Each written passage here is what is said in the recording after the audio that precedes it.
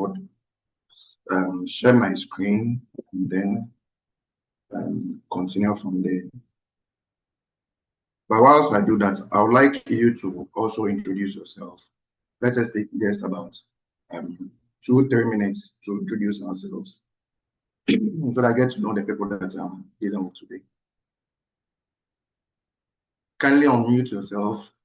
Tell us your name, what you do, where you are connecting from. Let's take just 5 people. Hey, good morning to everybody. This is Reginald.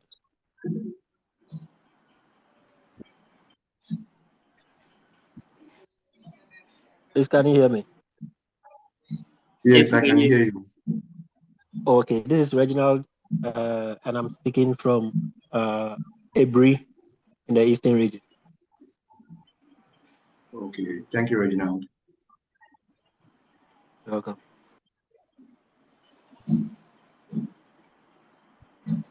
Hi everyone, can you hear me? Hello. Hello, yeah, please kindly go ahead. Yeah, I'm Maxwell Akadana. I'm speaking from Lakeside, Adenda. Yeah. Please kindly speak up a bit. I can't hear you. I'm Maxwell Akadana. I'm speaking from Lakeside, on Adenda. Right. Yeah. Thank you. Good morning. Good morning. I'm Into Emmanuel, calling from Medina. Into Emmanuel. Yes. Ejanto. Then also. I did. I hope everything is fine.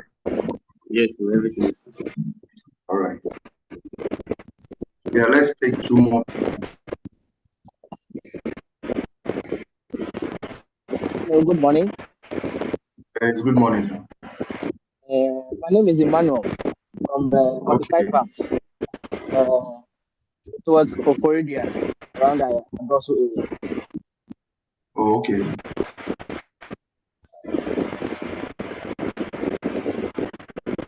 Let's have 2.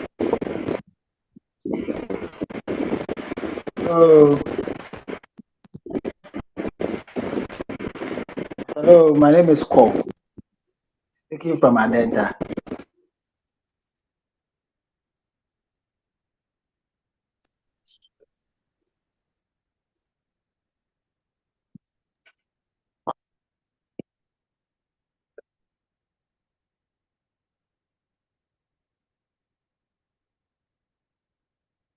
Hello, please, can you hear me? Yes. Yes, please, we can hear you. Yes, please. All right. So today's session is being streamed live on YouTube as well. So kindly bear that in mind. But I believe you can all see my screen. Yes, can you see my please, screen? Yes. Yes, exactly. All right. So today's session is a 2-hour session that will take us through a comprehensive training on profitable nursery production. Yesterday, we had an in-person training here at the office where we hosted close to 50 participants. And then today, we decided to open it up to those who, because of your schedules and your location, would not be able to join us here in person. That's why we have this online session only. However, without wasting much time, let's make progress. All right, so what you learned today, looking at the training overview, like I mentioned earlier on, it is a 2-hour training. We'll look at 7 modules within the 2-hour period that we have. The first module will have to do with nursery management. The second one has to do with the growing media that we use. The third module will deal with seed propagation. Then the fourth module will also deal with seedling care. And then the 5th module, hardening of the 6th module, packaging, and then records. And then the 7th module will look at the business fundamentals. All right, so we begin with the first module, which is the introduction to nursery.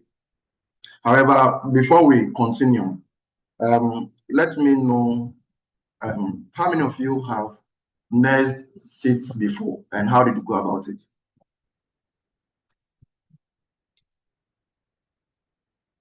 Hello? Hello, please, can you hear me? Hi, we can hear you. Yes. So, like I said, I want to know your level of experiences, then work things out. I don't want to be the only person talking. I don't want to be the only Okay. person talking. So I like to keep things interactive. If it becomes a one-person show, it's become boring, and boring stuff, I believe nobody likes to engage in it. So when I ask any question, please kindly respond and let's make it interactive. Right. So how many of you have nursed seeds before?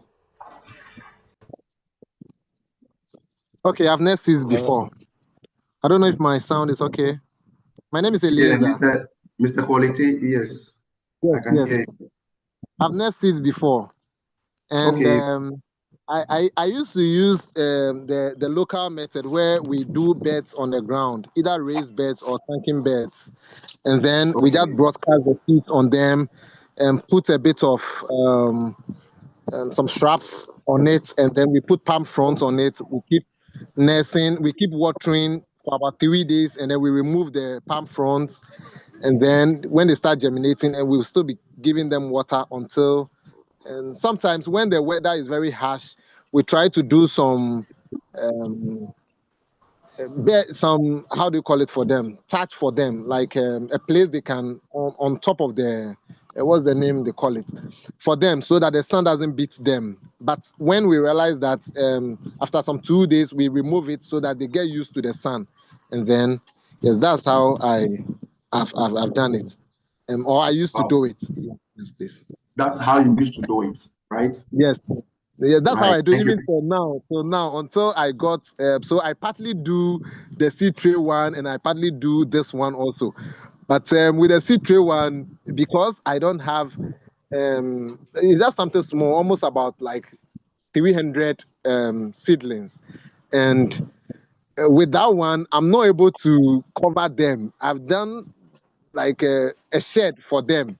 So anytime there is massive rain or something, it affects them. So I don't know how to go about. Yes, but that's how I do it basically. Wow. I don't know Thank if you very much. Yeah. In fact, I really like the information that you brought on board.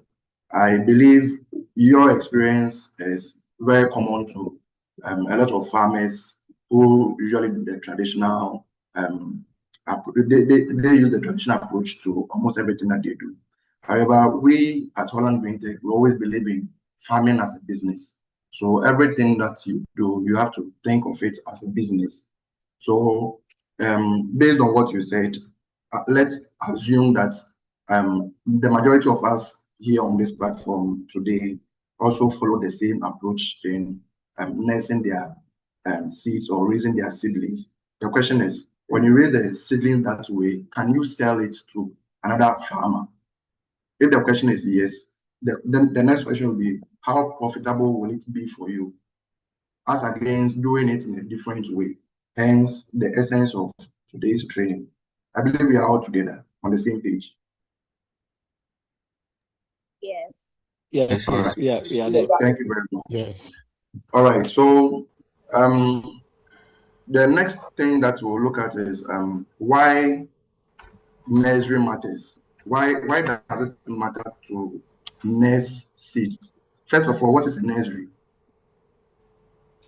This one I'll call out names. I'll call out names. So if you don't want me to call your name, just volunteer and give me the information before I call out your name.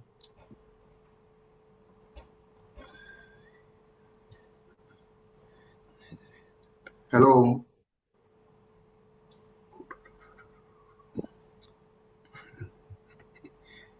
Hello, Emmanuel. Can I talk, Reginald? Yes, you can talk. Yeah. The question is what's the nursery? Yes, Reginald. Yeah. So a nursery is a place that you have set aside specially Hello, please. to Someone, develop. there's noise coming from the background. Someone's background is very noisy.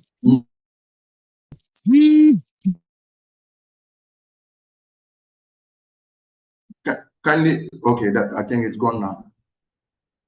Yes. So Reginald, you can continue.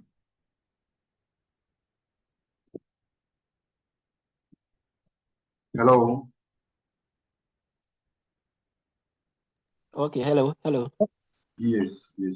Yes. So a nursery is a place that you have set aside to, or you have built to basically develop your seed into seedlings, Please or grow kindly come your again with seed. your definition. Yeah, I said it's a place that have been set aside to grow or develop your seeds into seedlings. Okay. So it's a place that has been set aside to grow your seeds from seed towards seedling. Is that it? Seedlings. Yeah. From seed to Okay. seedlings. All right. So thank you, Reginald. I can see Koabwati is also on the line. So Ko, kindly unmute yourself and then tell us what you know about a nursery.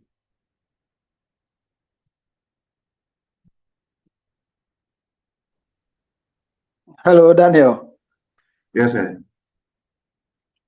So when we say a nursery, I would like to relate it to okay, let me just say where young plants are raised in controlled environments. Okay, So but let's just relate it to human beings. Okay, so just like when you take a child to school, you take the child will start from nursery. So that is how the plants too, they start from the nursery. So where young plants are raised, yeah, in controlled environment.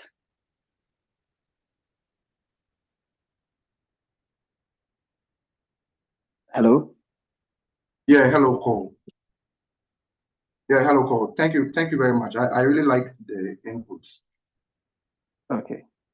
All right, thank you very much. So basically, a nursery is a place where young plants are raised. I always want to keep definitions very simple.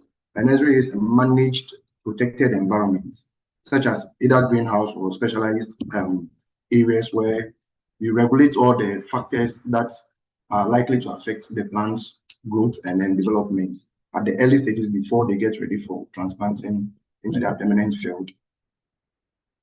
places in the field. Yeah, so we look at the key benefits of well-managed nursery. And say, first of all, a controlled environment for delicate early growth stages. The nursery itself is a controlled environment for delicate early growth stages.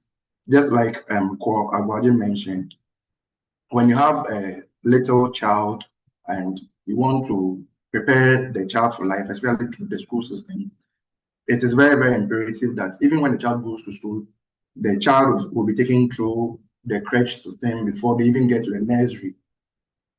And then from the nursery, they move on to the kindergarten, then they progress to the lower primary, then the upper primary, and goes on. So in the same way too, for the plants, I always emphasize that we farmers have to be mindful and then always know that plants are also living organisms. So anytime you are handling them, you have to take care of them as if you are taking care of a human being.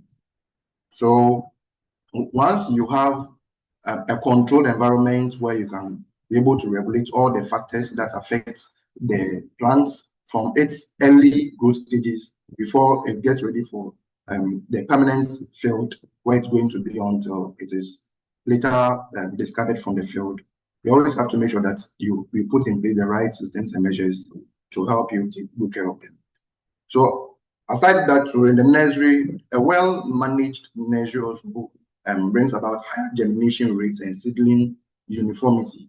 So if you look at the picture on the right, you can see it is a controlled environment, a well-protected place where if you look at one side, you see that there are different seedlings that are growing from that side. So we have that spring onions being on one side, that's the lower side. That's the immediate one that you see in front. Before you look at the other side, other end, those ones are pepper seedlings. That's also there. But if you look even at the picture, you can see the level of uniformity that all the seedlings over there are showing. And aside that too, there is a reduced crop establishment loss advantage for the farmers. That means when you nest them in, let's say, using the seed trays in a controlled environment, you limit or minimize the risks that the seedlings are exposed to on the field. So in the nursery before they even get transplanted. So later on, we'll look at even the open field nursery and then the controlled environment and the advantages and disadvantages as well. All right. Then aside that too, we say a well-managed nursery also enables year-round production and income smoothing. So once you have a controlled environment and you're able to take good care of the seedlings, you are assured of a very good establishment uniformity, and then the time that it takes for the seedlings to be established on the field is also reduced. It doesn't take much time. And so once you're able to do this, and then you have the nursery there, at every point in time, you're able to do what? To nest different batches of the seeds and then transplant them at different fields for your farming operations. Then it also generates consistent revenue as a standalone business. You can do the nursery as a standalone business, and I believe Mr. Kwabuaji here can attest to that. And it also allows quality control before plants reach the field. That's a very important thing. So in summary, we say it provides between 30 to 50% higher survival rates. That's higher seedling survival rates between 30 to 50%. And then also for the initial growth rates, it is 2 to 3 times faster when you have the nursery in a controlled environment. And then also the losses that you will incur during transplanting is reduced by 40%. So look at the types of nurseries, just like Mr. Quality mentioned earlier on. There's the open field nursery, and then also in order to regulate the sunlight and the heat that goes that is within the nursery environment, you can also have the open space, but then you cover it with a shade net. And I believe this is very common when you go to the places that usually they deal with the tree plants or the tree crops.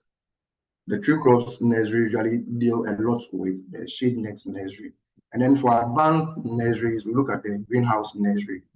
So for the open field nursery, it is a low-cost setup using natural sunlight, and open air.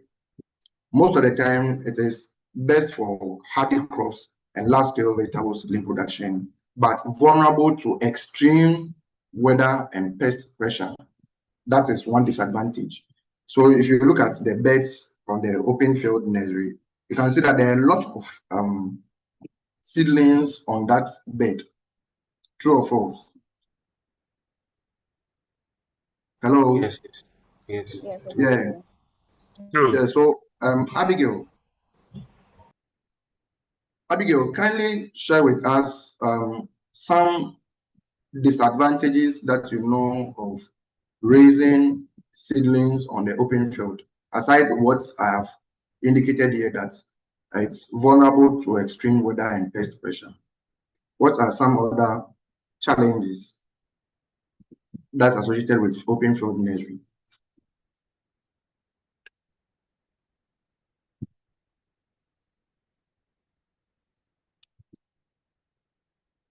Hello, is Abigail on the line? Yes, Abigail is on the line. Yeah, Abigail, answer. Yesterday you were here in person, so kindly share with us some challenges that we are likely to face when you do the open field nursery production. Yes, please, Daniel. Yes, I can hear you. Come again. Just like I'm saying, just as you mentioned, in the nursery, in a controlled environment, you are able to get a higher percentage of seedling survival rate. But that is the inverse is true for open field production, where because of the hard conditions they are subject to, you have a lower rate of survival for the seedlings. And because they are crowded like that, just as you can see in the picture, as you mentioned, they are open to susceptible to pests and insect attack from one plant to the other, which brings down their survival rate as well. All right, thank you very much, Abigail. All right, so to add to what Abigail said, let me be more specific. Most of the time, we realize that a lot of farmers don't perform soil tests. A lot of farmers don't do soil tests. First of all, to help them even understand the nature of the soil nutrient composition, the pest and disease pathogens that are present in the soil, and then how they can even impact on the seedlings that they are trying to raise in the soil. And so most of the time, because these things are not done by the majority of the farmers, we realize the seedlings get easily exposed to fungal pathogens such as Pythium and then Fusarium. Pythium is mostly responsible for damping of, which usually devastates seedlings within the early stages of emergence. And then aside that too, the seedlings can also be exposed to soil nematodes, that's the root knot nematodes, which usually stunts growth and then reduces the uptake of water and nutrients from the soil. Aside that too, there are soil-borne insects such as cutworms, fungus gnats, and then larvae. Some insects have their larvae that live in the soil, and so they also end up negatively impacting the health of the seedling. Aside that too, there is the pH variations. Some soils are more acidic, others too are more basic. And we know from a technical standpoint that when you have very acidic or very basic soils, they also have an impact on the flow of nutrients within the medium, thereby making not all the nutrients that may be available in the soil available to the seedlings that you keep in the soil. And aside that too, depending on the season, you may also have issues of drainage. So if there is a poor soil structure, it may lead to waterlogging, and this waterlogging will deprive the seedlings of adequate air for respiration.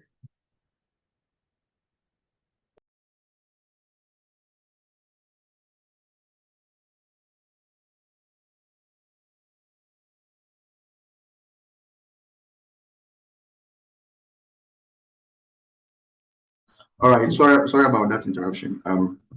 So if you have very poor soil structure, it will also lead to waterlogging that will deprive the seedling of oxygen, which is very, very essential for respiration. Then aside that, you may also have the seedlings competing with weed seeds that may also be present in the soil.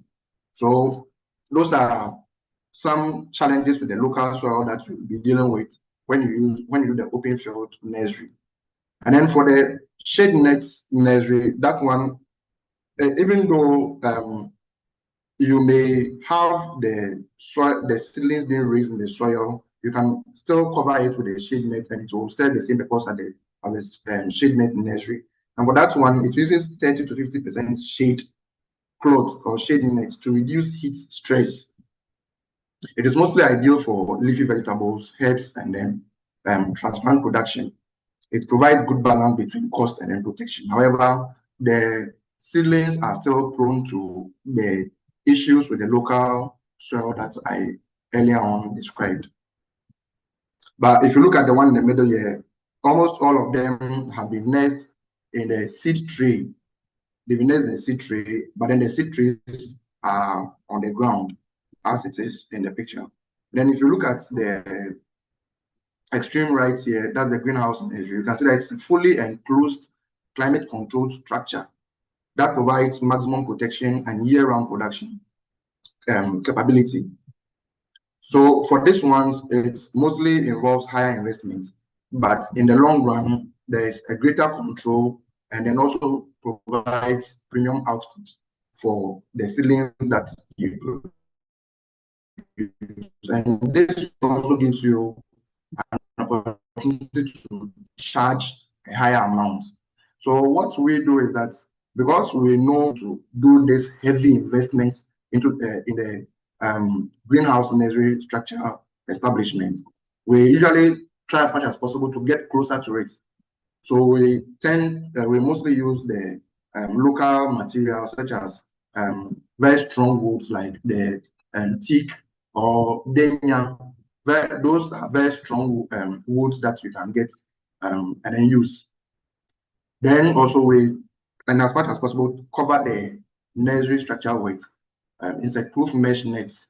And then at the top, we cover it with polyethylene sheets in order to regulate the amount of sunlight that enters. Then at the top too, we still cover it with a shade net to regulate the temperature inside the structure.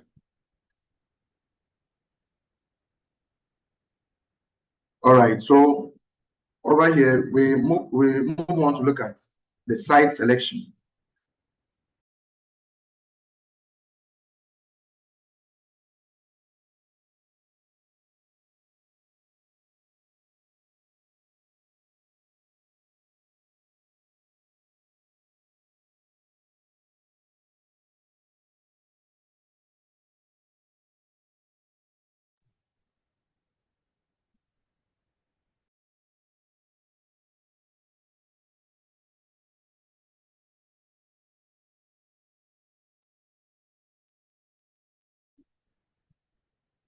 All right, so for the site selection, there are several factors that you have to take into consideration. The typical one, the first one has to do with access to water. So the water source that you use for the nursery should be reliable. It should be clean. It should be a clean water supply within or adjacent to the sites. And then also you have to test for the salinity and the pH of the water, because these also play a very important role in the quality of the seedling and then even the seedling survival in the nursery. If you have very high EC water, it is going to greatly affect the quality and the health of the seedlings. You will begin to see the leaf tip bends and then stunted growth if you have high salinity of water being used for watering the seedlings in the nursery. Aside that too, you have to look at the shade. When I mention shade, you're actually considering light. Is the place or the site that you are going to use for the nursery able to provide adequate sunlight for the seedlings? So you should be getting between 6 to 8 hours of direct sunlight daily. But then you can also consider shade nets when the temperature is very high, when the light intensity is so too high for the crop. So you have to know the type of crop that you are dealing with, its light intensity requirements, and then get the right shade net that's appropriate for that particular crop. So ideally, it is okay for you to use between 30 to 50% shade net, like I explained earlier on, using this very that's the shade net nursery. Then also you have to consider the drainage. The site should be it should be a well-drained site that prevents waterlogging and then root diseases. If it is going to be on the ground, you should find a place that has a gentle slope in order to encourage drainage. Then also you have to consider protection, such as windbreaks, fencing against animals, and then security from theft. These things are very, very important to protect your seedlings. And then it should also be on a level ground. A flat or gently sloping terrain is ideal for uniformity. And then also when you are irrigating, it helps to have uniform watering. And the layout is also very, very important when you have a level ground. Once it's a level ground, it helps you to be able to carry out operations in the nursery very, very easily. And then accessibility. You have to consider road access for input delivery and then seedling transport from the nursery to the market. So we have to bear in mind that everything that we are discussing here, we are considering you doing the nursery production as a form of business, not just doing it to supply just to your farm alone, but also do it to supply the seeds to other farmers who may not have the resources or the luxury of time to be able to nurse the seeds on their own. So the principles of an efficient layout is that you must have the germination zone. Mostly this comprises of a germination chamber where you place the seedlings inside the germination chamber and then monitor it and until you observe emergence. The moment you see any signs of emergence, you take them out and then you bring them to the nursery area where you place the emerged seedlings in an open place on raised beds, on raised platforms. Over there, you keep the seedlings there and you monitor them, you water them, you take good care of them there in that place before you bring them to the hardening area. That is when you are preparing them for transplanting. And then once you are done with the hardening, you put them in the pots or the packaging material that you use for the storage and then transport to the site where it will be transplanted permanently onto the field. And then also you have to bear in mind that water flows from the source to the germination area, then to the beds or the stands where the seedlings will be, and then to the hardening area, and then at the dispatch gates. So with the specifications in terms of dimensions, the pathways should be at least 60 to 90 centimeters wide between beds for easy movement. And then also for the water source, you have to consider either a borehole or tank. That should be central or upslope for gravity during irrigation. In advanced nurseries, when you see the wet or the 10-year irrigation, which simply means you supplying water to the plants yourself without having to rely on the rains, there are systems that have been put in place to automate everything. So when you see irrigation here, you shouldn't be surprised about it. And then also we are looking at a point where the ordinary farmer or the local farmer will get to the point where they have their nursery in a well-structured environment and they have systems in place to automate the irrigation of the seedlings in the nursery. This is a very common practice in advanced nursery practices. And then also shade structures should be oriented east-west to maximize morning light. Aside that, you have to bear in mind that the store or potting shed should be close to the work areas to minimize carrying distance. If you have tools and other stuff that you are using, the storage area shouldn't be too far from the working area, so that the time that you spend in moving items from one place to the other will be very, very short. And then also you have to fence the entire perimeter with a lockable gate. All right, so we then look at the tools, equipment, and then safe handling. So for watering, you have to have watering cans, hose, pipes, drip lines, and then misters. And then for the growing media too, that's the mixing media. You should have wheelbarrow spades, mixing sheets, and then sieves, which should help you to be able to sieve the media, the components of the media that you are trying to put together to form the mix. And then also for the sowing, you should have dibbers that you use in creating the holes in the seed trays. If you are using seed trays and then the substrate, that is jiffy, you should have dibber that you use in making the holes so that you can be able to create uniform holes at equal depths and then place the seeds in them so that there will be uniformity in everything that you are doing. You should also have labels of sowing sticks where you are able to write the names and the sowing dates of each seed that you nest in the nursery. And then for the plant care, you should have hand pruners, knives, and then sprayers, as well as the PPEs. You should have PPEs, that's hand gloves, aprons, goggles, dust masks, and then gum boots. All these things are very, very, very necessary for you to be able to run an efficient and a very productive nursery business. So number 2, we then move on to look at the growing media. So we'll look at the types, properties, mixing, and then sterilization, as well as the Jiffy substrates. All right, so for the growing media, there are different types of growing media that can be used. We have cocoa peat, compost, river sand, and then topsoil. These are the local ones that are mostly available to us.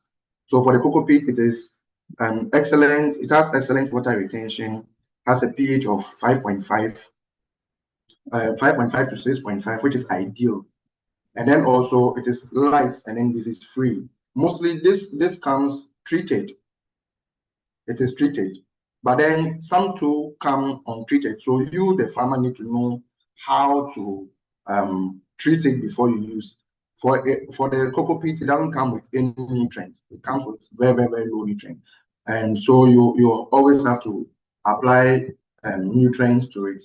But then in using the cocoa peat, not everybody has the expertise. I have to emphasize, not everybody has the expertise in properly treating the cocoa before they use it. So most often what happens is that those who use the cocoa peat, they put the seed inside the medium without treating it well, and then the seeds germinate all right, but then they die because of the pH, which I've already explained its impact on the seedling. So the seed itself in the medium. Aside that too,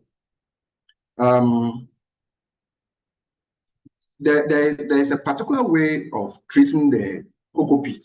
So just like I mentioned, if you're not experienced at using the cocoa peat or treating it, then I would recommend that you always use a ready treated and ready to use substrate, which is Jiffy. So I'll come to that one later. Then also compost is rich in organic matter. It also has an added advantage of improving soil structure. That's if you're using the soil. And then it also has a variable pH. So you always have to test the compost before you use it. Aside that too, the compost can carry pathogens if unsterilized. This year we've had an experience of some farmers who have even used compost. Sometimes they even use poultry manure.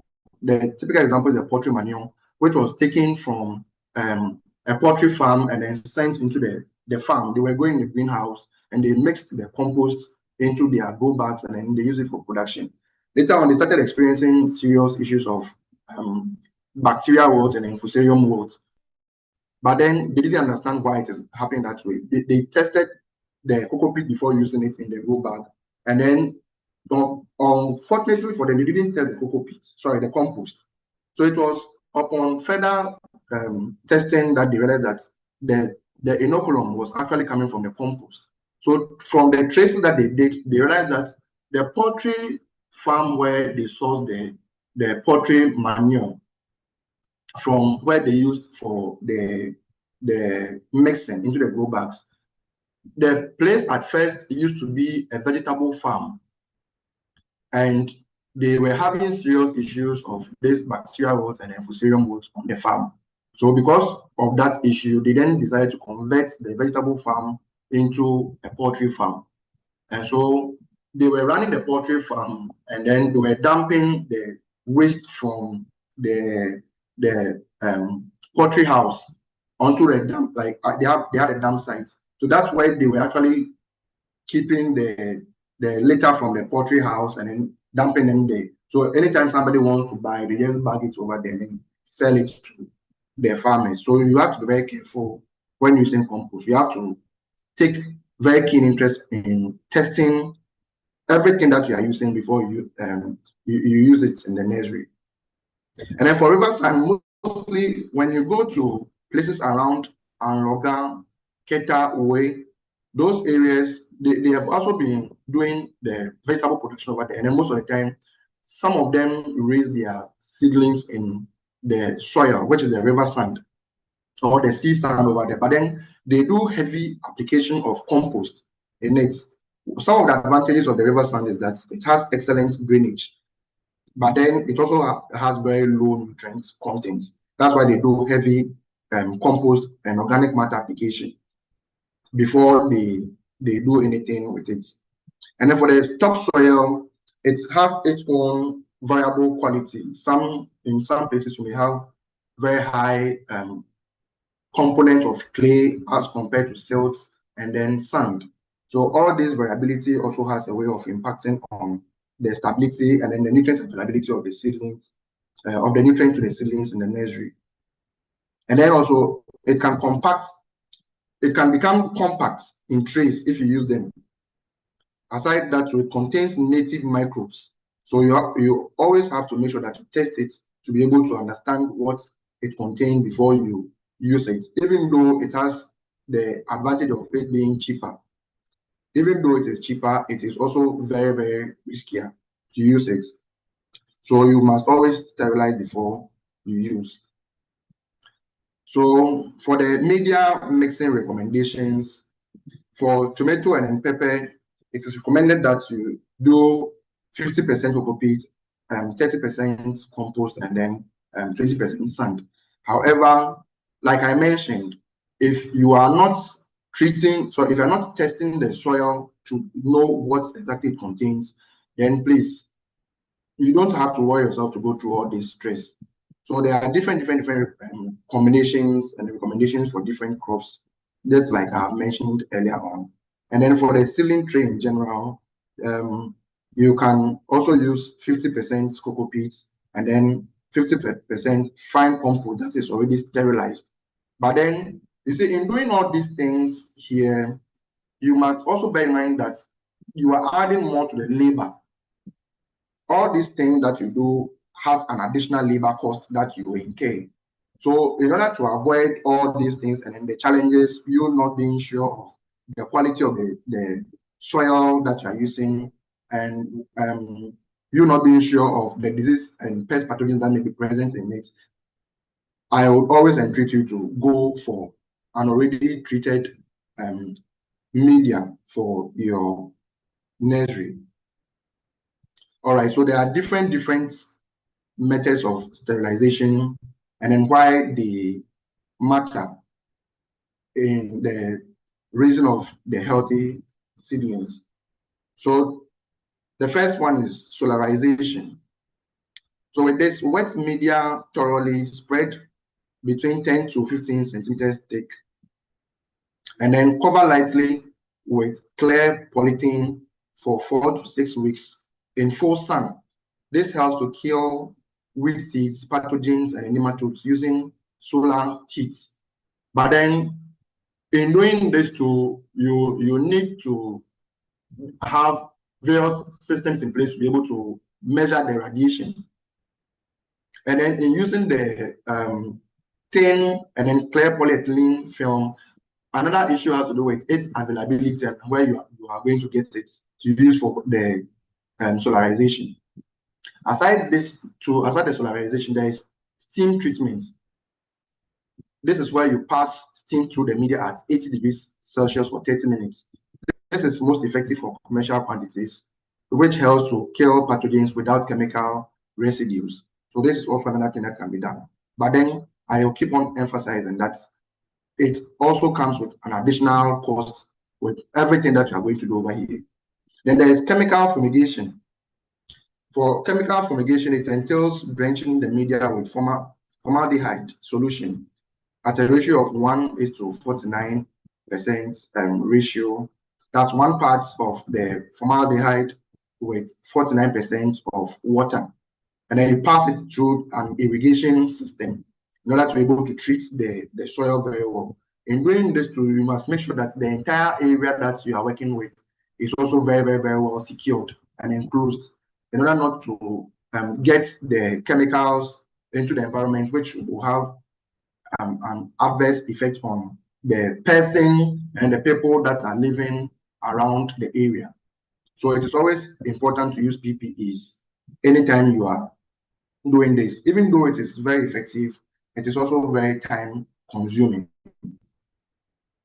And then the hot water drench.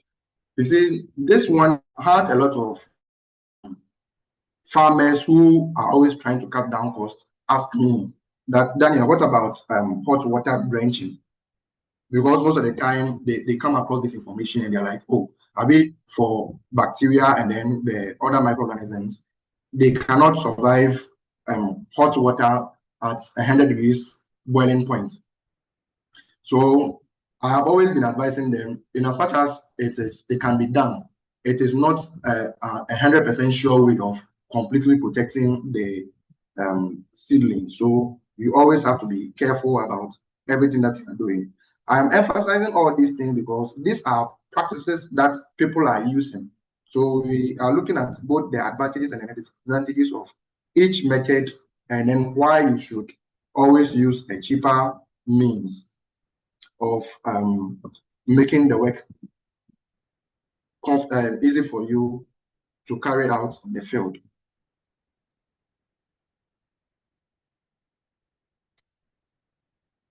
All right, so now I want to place a spotlight on the Jiffy Nursery substrate. So Jiffy substrate is a professional grade growing medium made from peat moss and coir fiber. It is completely free of soil-borne diseases, pests, and weed seeds. It is trusted by commercial growers worldwide for over 60 years. It is sterile and then also consistent and improving. So imagine a company that has been in the system for over 60 years. It tells you that they really have a very wide range of experience and a very good understanding of everything that goes on in a nursery. So they take every process that they use in preparing the substrates very seriously. All right, so for the advantages that I mentioned, the advantages of Jiffy is that it is disease-free because it's a sterile medium that eliminates damping of any root rots. Its pH is optimized between 5.5 to 6.5, and then the EC is perfectly balanced for seedling roots. Aside that, too, another advantage is that it has a superior air-water balance, which allows the roots to breathe and then stay moist at all times. But then this said, you also have to make sure that you monitor it at every point in time and then supply additional water the moment it's getting dry. There is no mixing or preparation needed. It saves labor, time, and then labor cost too. And then also it saves you the stress of doing guesswork, like I've mentioned earlier on. Aside that, too, there is consistent quality across every tray, which means that you have uniform seedlings and then faster sales if you are using this one. It reduces chemical input costs. That is fewer fungicide treatments needed because it's already treated. And then also there is higher transplant survival rates. There are fewer complaints that comes with using Jiffy, and then it also has a very strong reputation in the global market. So what I always encourage you to do is to use Jiffy from the start, because the cost premium pays back in reduced losses and premium seedlings.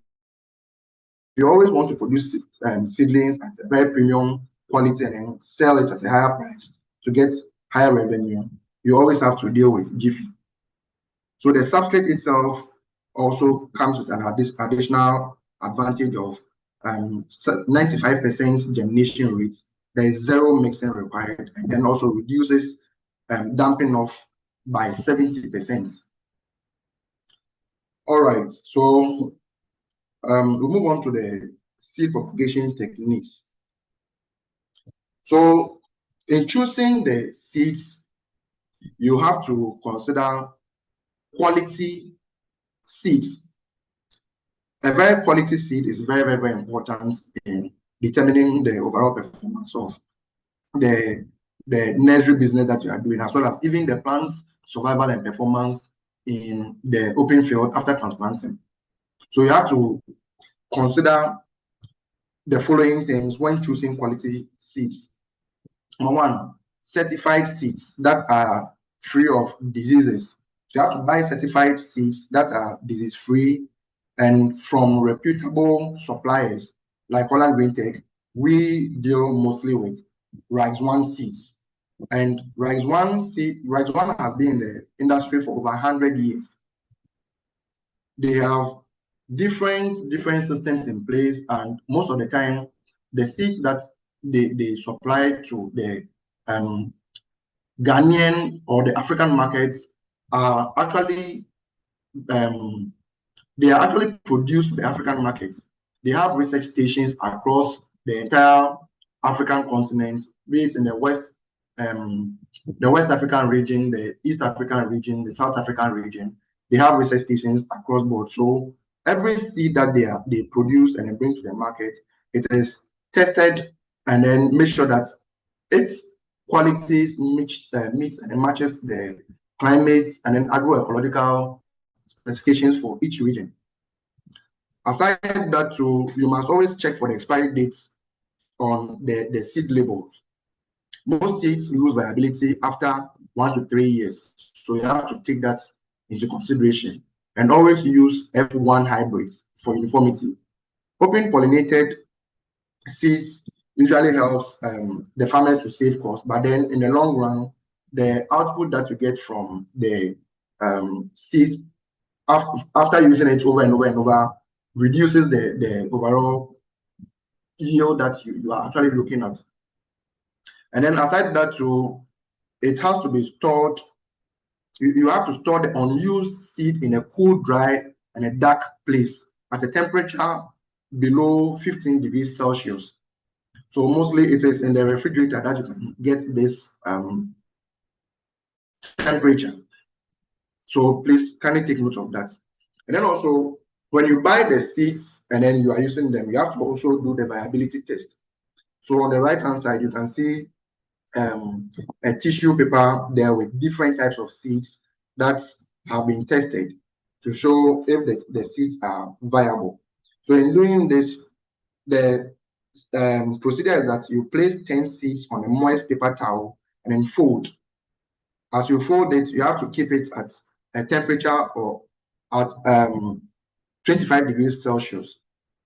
After doing this, check after 5 to 7 days and then count the germinated seeds. If you want to check the germination rates, the formula is the number of seeds that's germinated out of the 10 times 100. And that will give you the germination percentage or the germination rates. Accept lots with over 80% germination percentage and discard or compensate below 70%. What this means is that anytime you get a seed, always do the germination test and then get to know the germination rate. And even in the nursery, as you go about producing the seedlings in the nursery, you always have to keep this record so that at every point in time, when you have the seed in batches, you take note of the lot numbers and then the germination percentage, and that can inform you on the quantity of seeds that you need to buy at every point in time per your area specifications.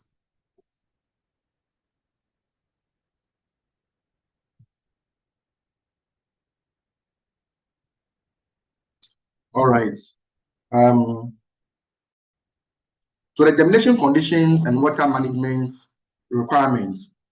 For the moisture, the media should feel like a round out sponge. That is, it should be moist but not wet, like we've been saying all the time. Always keep the substrate moist.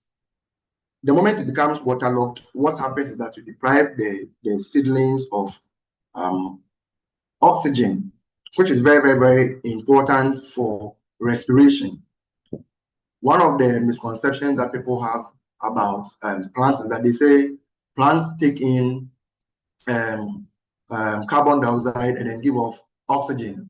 And when they say that, they are referring to respiration, which is very different from photosynthesis. Photosynthesis is the process where the plants actually convert the carbon dioxide that it is actually trapping from the atmosphere in the presence of light into the glucose. And then the residual byproduct is the oxygen that comes out. But when it comes to respiration, which involves the breaking down of the food that has been produced to release energy and the nutrient to the plant for growth, this respiration mostly takes place at the root area, or in the root zone within the substrate or the medium itself. So you always have to make sure that the medium is always moist and not wet. The moment you realize that the medium is getting dry, you have to mist it gently 2 times daily with a fine rose or mister. All right. Then for the temperature too, you always have to keep the temperature between 20 to 28 degrees. That is optimal for most vegetables. And then for cool season crops, the temperature should be between 15 to 20 degrees Celsius. In places where the temperature is very, very, very cold, which is mostly not our case here in Ghana, over there, what they usually do is they have a system to heat the place a little in order to raise the temperature up to the required temperature range that we've given here, which is the 15 to 20 degrees Celsius for cool season crops. And then air, and then like I mentioned earlier on, oxygen is very, very, very important. So there should be good air circulation around the plant to prevent damping off. Avoid covering germination trays with impermeable plastics for too long. Even though we mentioned earlier on that there should be a germination chamber, you should also be very mindful of the kind of plastic material that you use covering the seed trays when you nest the seeds. And then light intensity is also very, very important. If you deprive the seedlings of light, they end up moving towards the direction of light, thereby causing them to etiolate. So with the etiolation, you see that the seedlings will have very lean stems, and then the leaves will also not, the leaves will not look very dark green. It's like the seedling actually will look unhealthy. But then for a healthy seedling, even though it may be short, you can see that the stem will be very, very, very thick, and then it makes the survival of the seedling very, very high. So for the watering rule, never use overhead flood irrigation on germination trays. Always use a fine rose or mist system. If you don't have that system, you can also use the watering can. Can use the watering can, but then in doing so, you have to raise it up.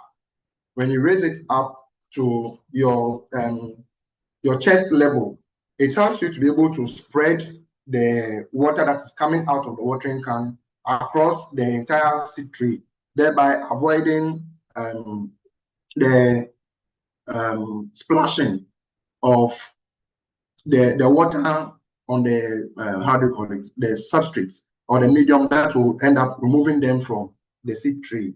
So that's also very, very, very important.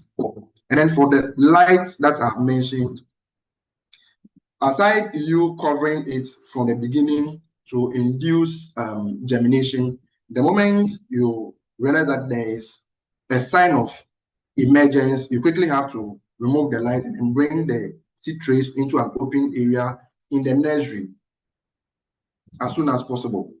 That is to help prevent etiolation. Hello? Hello? Hi.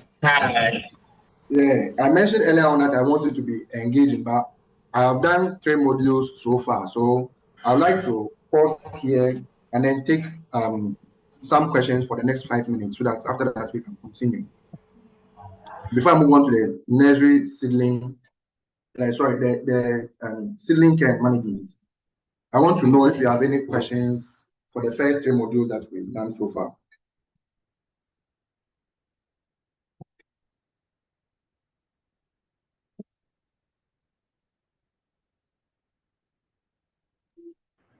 Hello, Daniel. Yeah, Abigail. Yes, please. You mentioned having the seed tray or Kindly speak up for me. I can hardly hear you. Yes, please. Sorry. I was saying that you were talking about covering our seed trays or the areas where we nest the seeds with some materials to induce germination. But you also talked about allowing air to permeate through. So I wanted to find out what kind of materials we could use to cover the seed trays. All right. So for the dark material, there is the polypropylene that's available on the market. And then aside that too, there is this I don't want to mention tarpaulin because mostly tarpaulin is very heavy. But then there's this if you don't get the polypropylene that we are looking for, you can use the dark polyethylene rubber. That's the bigger one. That's mostly when you want to put bigger materials inside. Assuming you are transporting a material, let's say a quantity of goods in a big quantity. You see that big rubber bag that you've been using to put a lot of stuff inside. Yeah. You can use that type, but then in doing so, you have to cut them open and then use it to cover the seedling.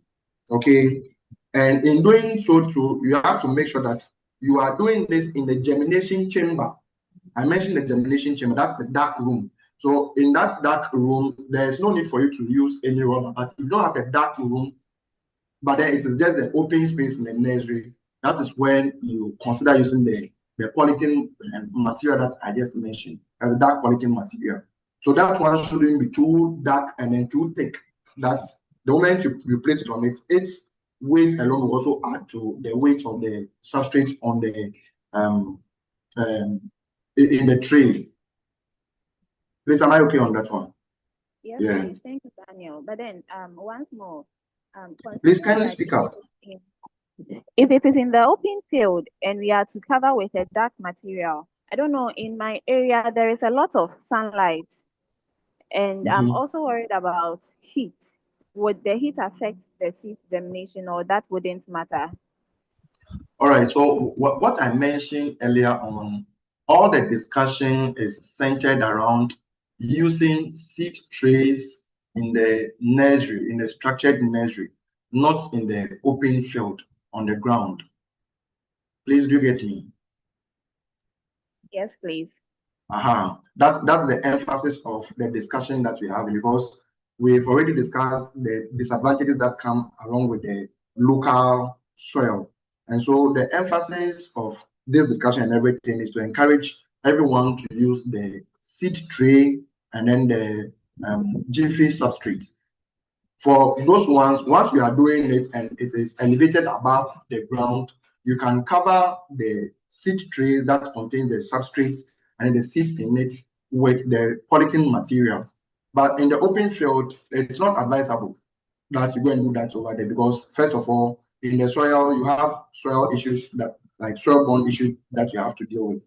And then if you are going to cover it again with another dark plastic material, then in the long run, it looks like you want to cook the seeds in the soil before they even germinate in the first place. So I don't encourage that you do that on the open field. No, we are always encouraging you to do the right thing. I know from your side to the nursery structure that you have on your farm, you already have raised platform where you put the seedlings over there. So in that place, it is ideal for you to do that. But then it is only for the germination period, not the entire nursery, not the entire growing period of the seedlings in the nursery. Do you get me? Yes, I understand. Yeah, it is only to induce germination. So when you cover the seedlings with the seed trays with the polythene material, you have to be constantly monitoring it. So in your place where I know very well that the distance from where you live to the farm and the nursery structure is very, very far, I don't encourage you to do what I'm discussing here just because it has been said, because you have to be there constantly to be monitoring it.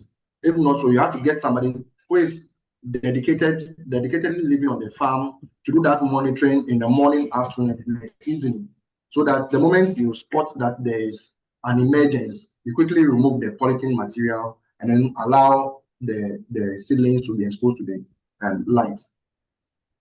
Do you get me? Thank you very much. All right. Yes.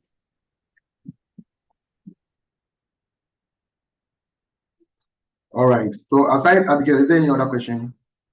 If not, so we can move on to the next. Hello, Daniel. Yes, Mr. Emmanuel. So in a situation whereby you are using the enclosed nursery system, how would the hardening off be done? All right. So in a enclosed space, you should, when you talk about the nursery and I talk about the layout, it doesn't necessarily mean that the hardening should be done inside the nursery structure. It should have an open area around the nursery that is well protected. Okay, and for this area, it is still within the nursery area. So when we talk about the area in terms of the layout, we have the nursery structure itself inside where you have all the seed trays and then the germination chamber and everything. But within the nursery area itself, on the outside, that's the outside perimeter of the structure, where the ground itself is covered with gravels. That helps to minimize the growth of weeds. You should have an elevated platform over there. So let's go back to this image here.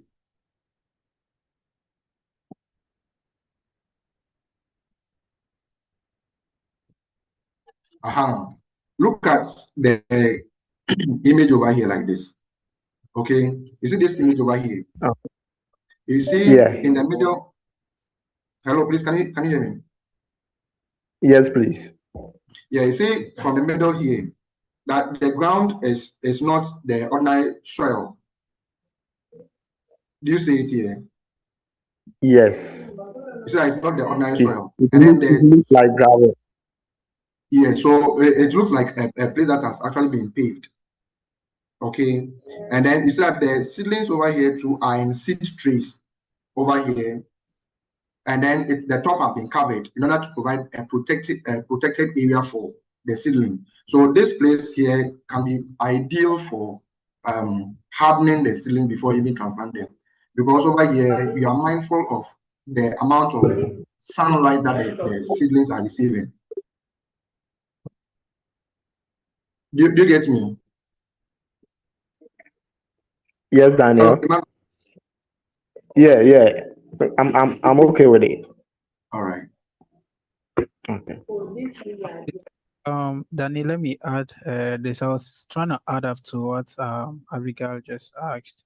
You know, with the traditional system of doing this nursery, maybe you could have develop your slide and include maybe the traditional way, some of the, let's say, the range of the crops, some specific crops, and most times like how the number of days it takes to germinate. For instance, we can say the maximum days of germination at least should be 1 week. If you are having your seeds and you cover them, at least within 1 week you should remove the cover and send them to the nursery house, maybe from your dark room to the nursery house. Maybe let's say from that the very first day you start today, and 1 week time you should remove the cover and then send them to the nursery. Maybe that one too, if you're able to explain those technicalities involved in that, it will also help our case. And again, when we're discussing the modern way of doing the nursery, you could realize that the advantage and disadvantage, we have some of them. The most advantage is that if you are doing in a very large commercial listing, we're encouraging, we do not encourage, maybe you cannot be able to do most of this one in a very large listing, maybe looking at your financial muscle. And so you may want to compromise and do the middle one that you were talking about. So maybe that one too. So that one too, I All don't right, know. Richard, if I understood what you said very well, you are referring to the open field and nursery that Yeah. we should have a specific time that you can cover with the rubber and remove it. Is that the first question? Yes.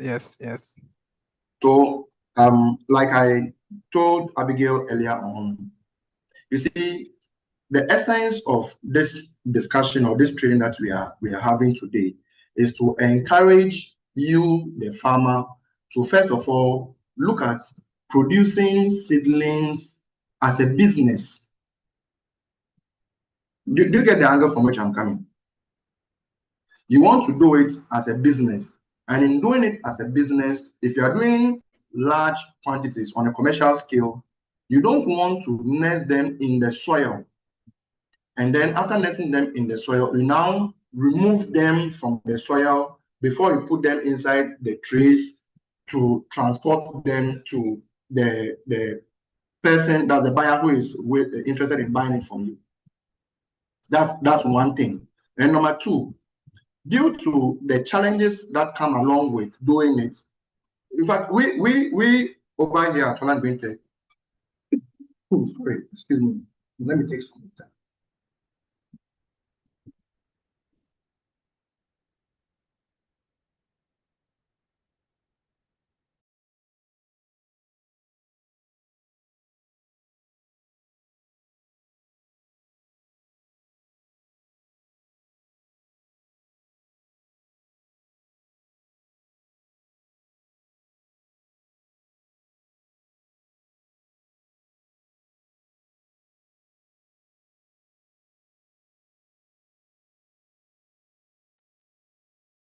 All right, sorry about that.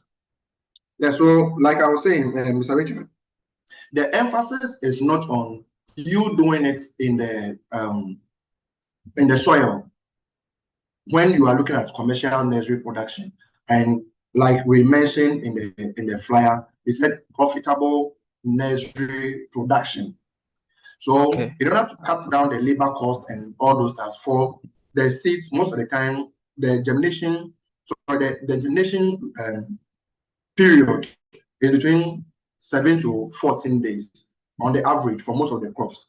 Okay, so knowing very well that the germination period is between 7 to 14 days, you don't want to nest it in the soil and then go and cover it with rubber when you are aware of all the challenges that you are likely to face. And in as much as you want to also cut down costs, and so you want to resort to the traditional way of doing it, I can tell you for a fact that when you do it that way, you will not make any profit in it. Call Abuaje is here with us. He has been doing this for people on a commercial basis, and so he can attest to what we are saying here. And for Holland Greentech, we always believe in excellence and optimizing every production that you are doing. So in as much as we have been teaching almost every time on the things that you have to do in order to maximize your profits on the field, looking at the large scale vegetable production, even at the nursery level too, we are also very much particular about you making profits from the nursery production. So that is very, very important. Please, are you okay on that one?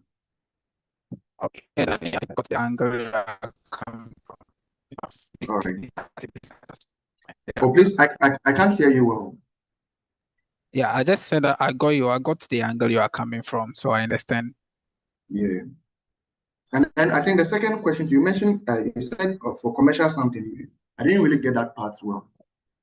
Yeah, so I think I was making emphasis on, initially when we're looking at the advantages of doing those kind of, different types of seeding, we look at the advantages, and for the traditional way, was it the middle one where you have the shade net, doing it under a shade net and still on the ground with the listen? We looked at it and the advantage was more that one was suitable for a very large commercial scale, but with the doing them in seed trays and stuff like that, I think it wasn't suitable for a very large commercial scale as one. No, so let me tell you something. In as much as I brought the 3 different nursery types to tell you or to show you from the traditional way to the medium scale, and then also in the advanced stage. I subsequently said that in as much as we want every farmer to get to the advanced stage, but because of the constraints of costs, we try as much as possible to get closer to the advanced production, whereby I mentioned that we use very hardwood in constructing the structures, and then also covering it with insect-proof mesh nets, and then covering the top with polyethylene film that regulates the light intensity in the nursery. And then also we cover it with the shade net in order to also regulate the temperature inside it. That takes you closer to the greenhouse nursery production, just that you are trying to use local materials to do that. However, when it gets to the hardening of the seedlings in the open space, that's where you can resort to the shade net type of nursery that I showed in the middle to help you to be able to still protect the seedlings during the hardening stage before it is transported to the permanent field for its permanent stay in the field. Please do get the angle from which I am coming. Yeah, I got you, Danny. Thank you so much. All right, thank you very much too. All right, so let's continue with the 4th module here, which is seedling care and management. All right, so these are various pests and diseases type that you have to be aware of, and then always look out for them in the nursery. So some common nursery pests and diseases. The first one, which is very common, is damping off. Damping off is a disease, and then the symptoms include seedlings collapse at the soil level, and then brown stem lesion. Okay, this one is usually caused by pythium and then rhizoctonia. These 2 are fungi, and then they are mostly encouraged, or the conditions that make it favorable for this pythium is overwatering and in poor drainage.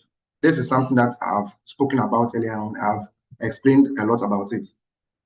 And number 2, you also have to look out for pests like aphids, whiteflies, leaf miners especially. And then also if you are using, if you are using the soil which is not treated, you've not tested for the diseases and pest pathogens that are present in it, you are likely also to encounter root knot nematode, which is a pest. All right, so let me take them one after the other. So for aphids, even though they are pests, the symptoms that you see on the seedlings is that you find clusters of the aphids on growing tips. And then aside that, you also find sticky honeydew, and then also curled leaves. For the aphids, they usually move in clusters. You may find one, by the time you realize within the shortest possible period of time, you will find a lot of them. They usually are in clusters. You may see different colors. Some may be yellow, others will be dark green, others may be black. Okay, you find them on the under. And so the symptom that will easily help you to identify them is the sticky honeydew and then the curled leaves. The cause of this, what actually favors them is high nitrogen fertilization, and then warm or humid conditions in the nursery house. That's why you have to pay attention to the humidity and then the temperature inside the nursery. In order to help you to be able to monitor this, there's this device called a data logger. The data logger helps you to be able to keep continuous data of the temperature and then the humidity readings in the nursery structure. So with this, it helps you to be able to have data that you can use to monitor what is happening in the nursery, to help you to also be able to put in place the necessary measures to regulate this temperature and humidity in the nursery. And then for the white flies, which are also pests, the symptoms include white powdery insects under the leaves, yellowing of the leaves, and then sooty mold on the seedlings. The condition that favor them is a dense canopy dense canopy of seedlings that are crowded in an area, and aside that to poor ventilation and warm weather. So kindly take note of all these things that we're talking about, so that they help you in regulating the conditions around the plants. For the leaf miners, you usually find white channels or mines that are visible on the leaf tissue. And this is usually caused by the adult fly that lay their eggs in the leaves. So when these eggs hatch and then the larva begins to feed, they feed in between the layers of the leaf. And the tunnels that they create becomes more of designs. So you see the movements of the larva in between the layers of the leaf on the leaf itself. All right, and then for the root knot nematodes, they are microorganisms. They are microorganisms that they are more like worms. Okay, they are very, very tiny pests that lives in the roots. So what they do is that they permeate the roots of the seedlings, and then that's where they actually live and then they feed. So what they do is that they deprive the seedling from the ability of being able to absorb nutrients and then water from the medium. If it is the soil, they deprive the seedling of that opportunity to be able to absorb or take up nutrients from the soil. And so what happens is that the plants, as the seedling begin to experience stunted growth and then yellowing of leaves. And then when you uproot the seedling and then you check from the roots, you see that there are galls. There are galls all around the roots. So those are the symptoms that will help you to know that there are root knot nematodes present in the medium that you are using. And so the cause of this is contaminated soil or media, and then also warm temperatures. This encourage their growth and multiplication in the medium. And aside that, too, another disease is the powdery mildew.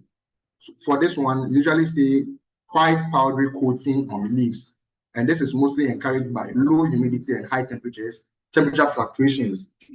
That is why it is very, very important. So you see, Emmanuel and then Richard, when you have the seedling being grown in the open field, okay, in the open field where you are unable to regulate the conditions around the plants and also in the soil, you are likely to expose the seedling to these diseases and pests in the field, and thereby it will end up in the long run having a negative impact on the quality of the seedling that you produce.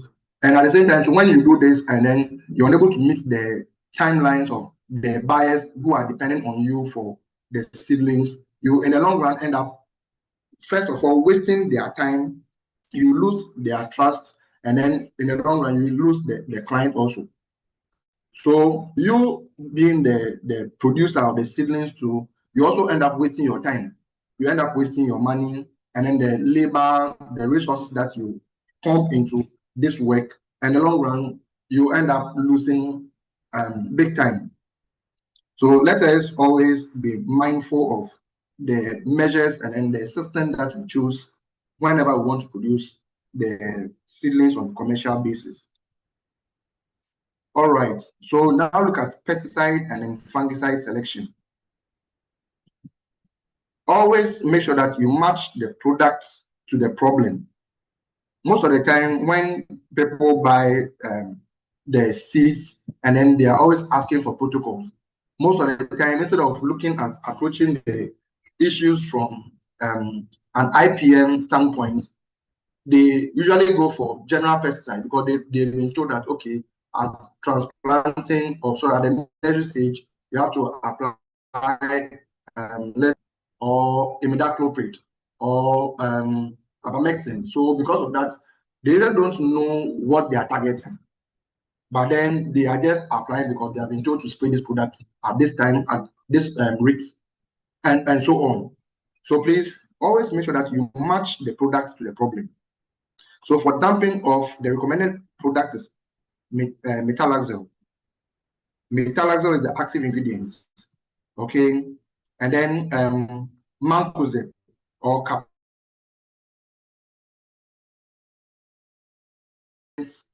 are present in the product name Ridomil. Ridomil Gold contains a combination of metalaxyl, mancozeb, and Captan. Okay, but then you may also find Captan in some products as a standalone active ingredient in the product. Aside that, too, we also have Manlax. Manlax contains mancozeb and then metalaxyl. This is very, very good at addressing the issue of damping off in the nursery. So for the application method, you have to drench at transplants. You have to drench at transplants. Its essence is to prevent the seedlings from contracting this disease of damping off.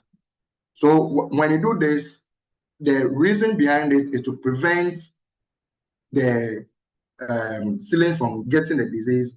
But then in doing so too, you have to do preventative spraying every 7 days, whether in the nursery or at transplants. So before you transplant it, you have to make sure that you do the spraying regularly. Sorry. For aphids, you have to apply imidacloprid or lambda, and then also neem oil. These are the products that you have to use to target them at the nursery. So you always have to do preventive approach. You have to do preventive spraying rather than trying to see them before you do what you spray. And then in spraying, so during the application, you spray the undersides of the leaves, and then you repeat the process after 7 days.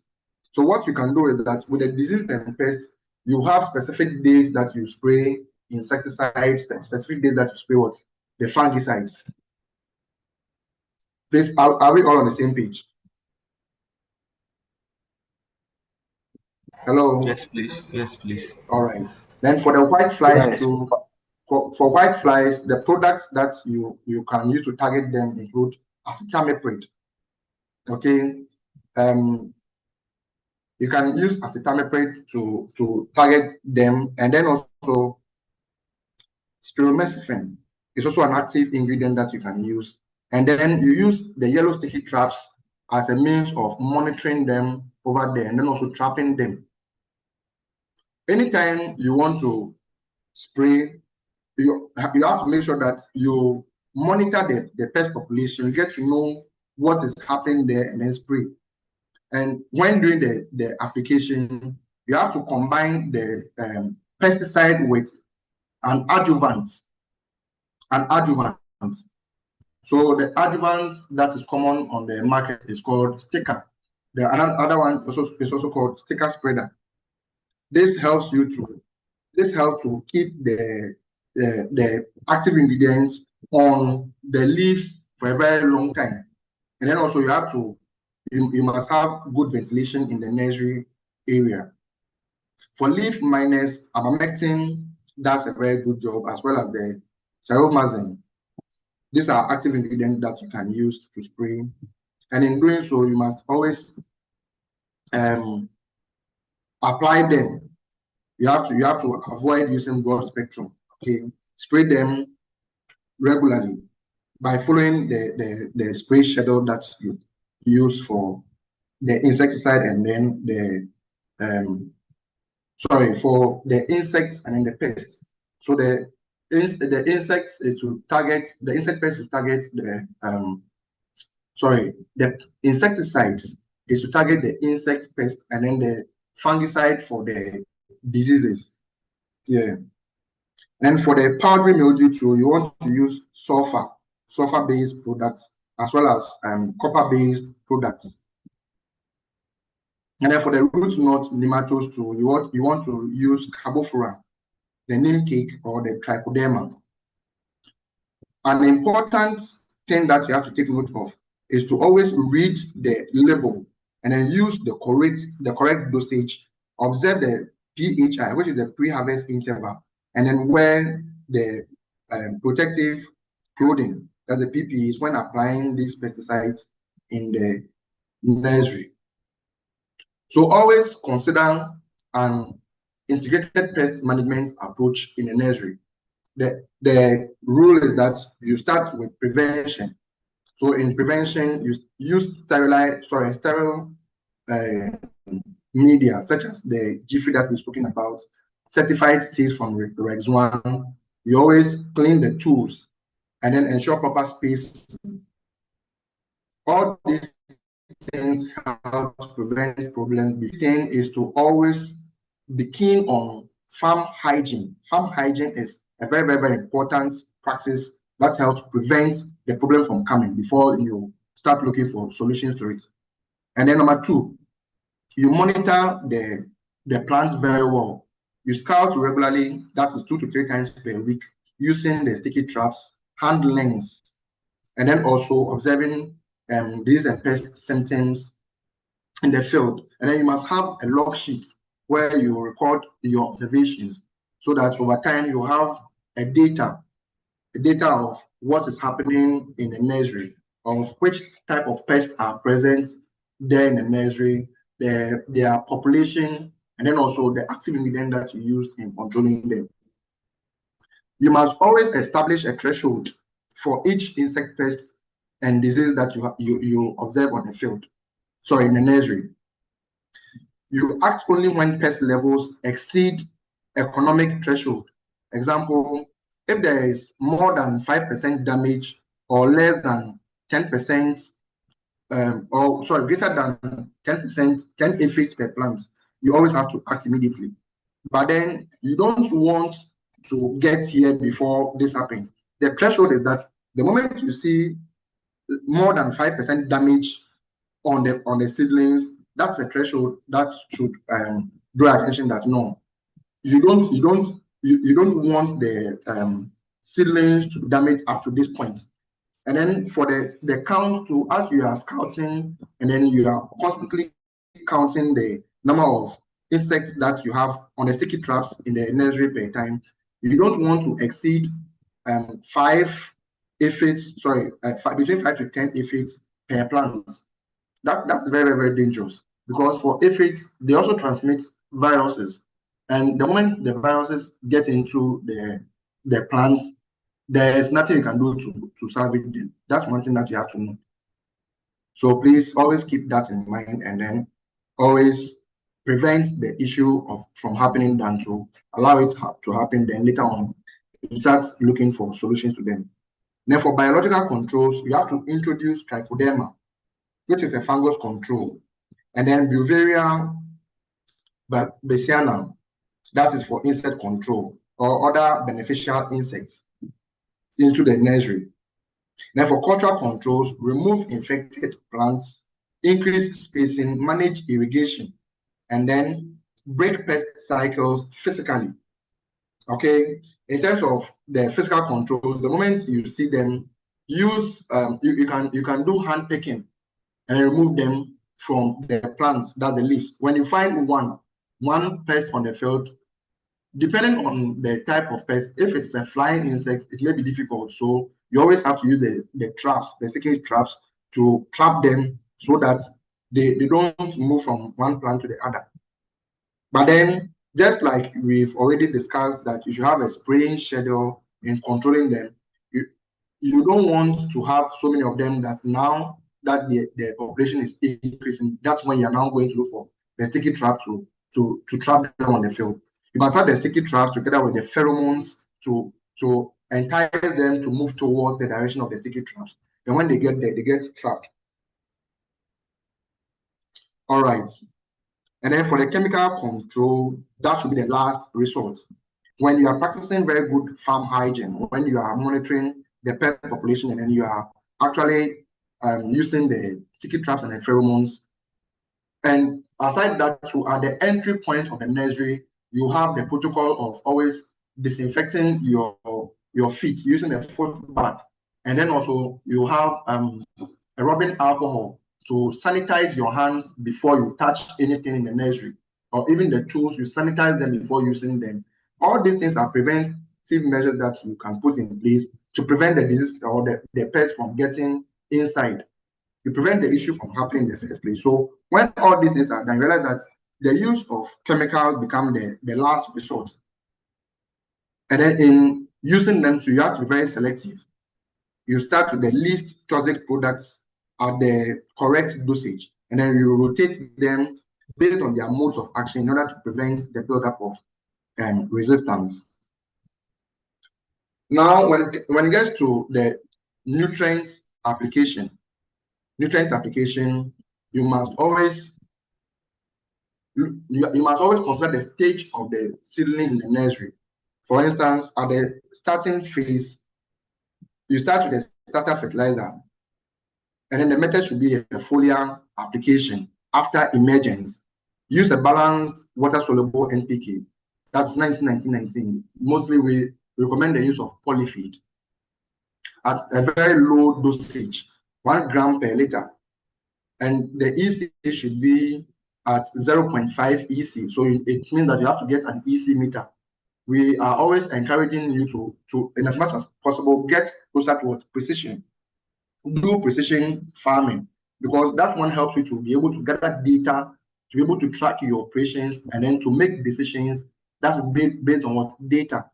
So you need to get an EC meter, a pH meter, and all these devices are available here at Holland Greentech.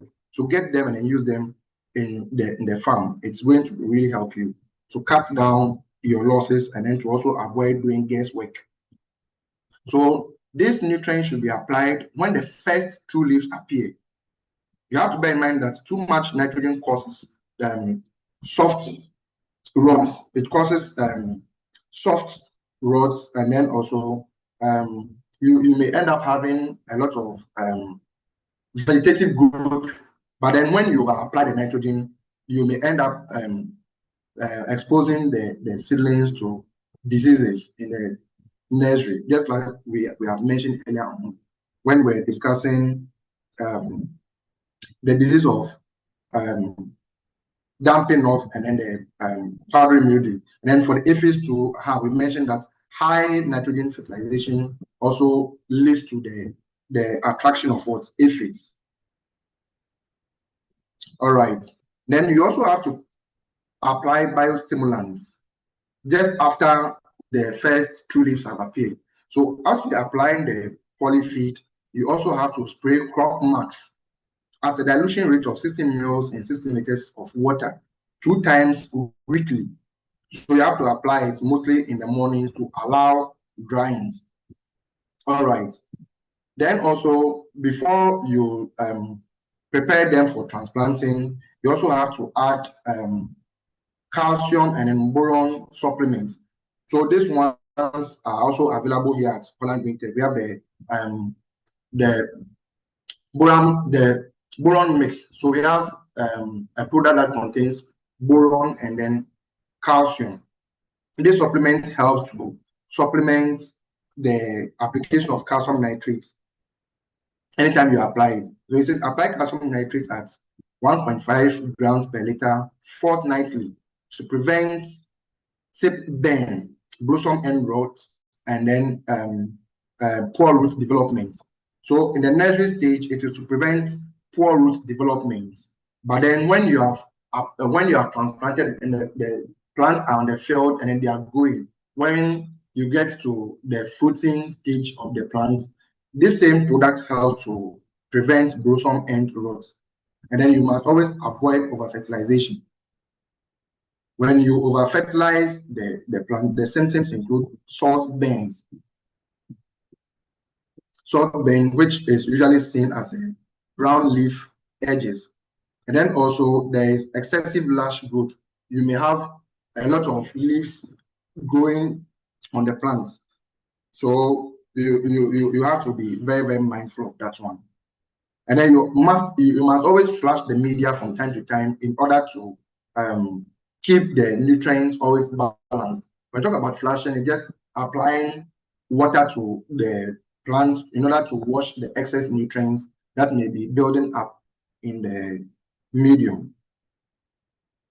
So for the hygiene notes, if you look down here, I've indicated that you have to sanitize the trays, benches, and tools with dilute bleach That is 1% between batches to prevent cross-contamination.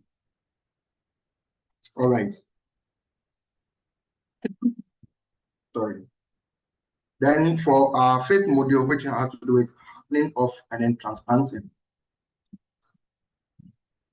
Why hardening off is very, very important. Okay, so I have been doing a lot of talking here, so I will now allow you to also bring up your contribution and get to hardening off. Hardening off, a lot of people have heard it several times. So let me hear from you what your understanding is on this very topic, hardening off. We have about 14 minutes more to go, so I want to hear you talk from this point onward. Then the little that I also have, I'll add to it.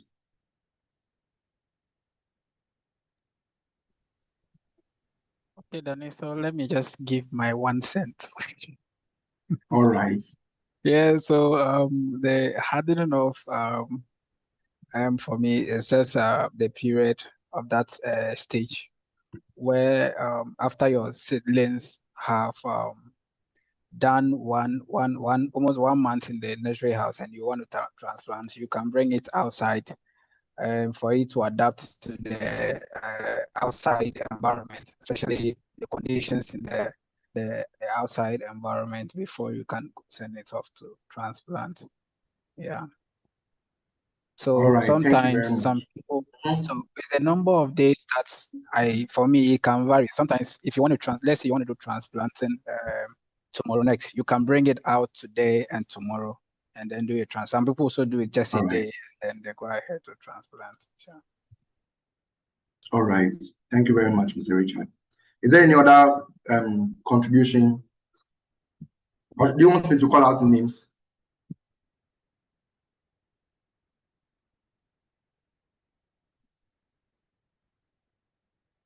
Should I call out names? I can say Mr. Emmanuel Kofi. Is it Emmanuel Bai Kofi or Bay Kofi? Please forgive me if I get the name wrong. The name is Bai. Bai Kofi. All right. So do you have any idea what hardening off is? Or from what Mr. Richard said earlier on, what will you also add to what he has said regarding the hardening off? That's what he said. Come again. Can you hear me? Yes, I can hear you. Okay. When you get to that, let's say that period, you stop watering the seedlings for some days before you transplant them. Okay. Doesn't mean that you don't water the seedlings at all. Maybe if you water them in the morning, you don't water them in the evening. Okay. So that they will be able to adapt the let's say the transplanted place that you are taking them to. Yeah. All right. Yeah. So in essence, hardening off is the essential 7 to 14-day process of gradually acclimatizing all raised seedlings to out sun, wind, and temperature fluctuations conditions. Okay, that's the field conditions to prevent the seedlings from experiencing transplanting shock. So in a nutshell, you want to prepare the seedlings and then get it used to the permanent field condition before you send them there. So just as you mentioned, you want the seedlings to have a taste of how it feels like to be in the permanent field. Because sometimes you may get water, but it may not be continuous like the way you are getting it in the nursery. So if it was a human being, we say that you are programming the child to get used to what will happen in the permanent field before they get there. All right. So why harden off? This time I'm being tempted to call somebody to read what is on the screen. Should I?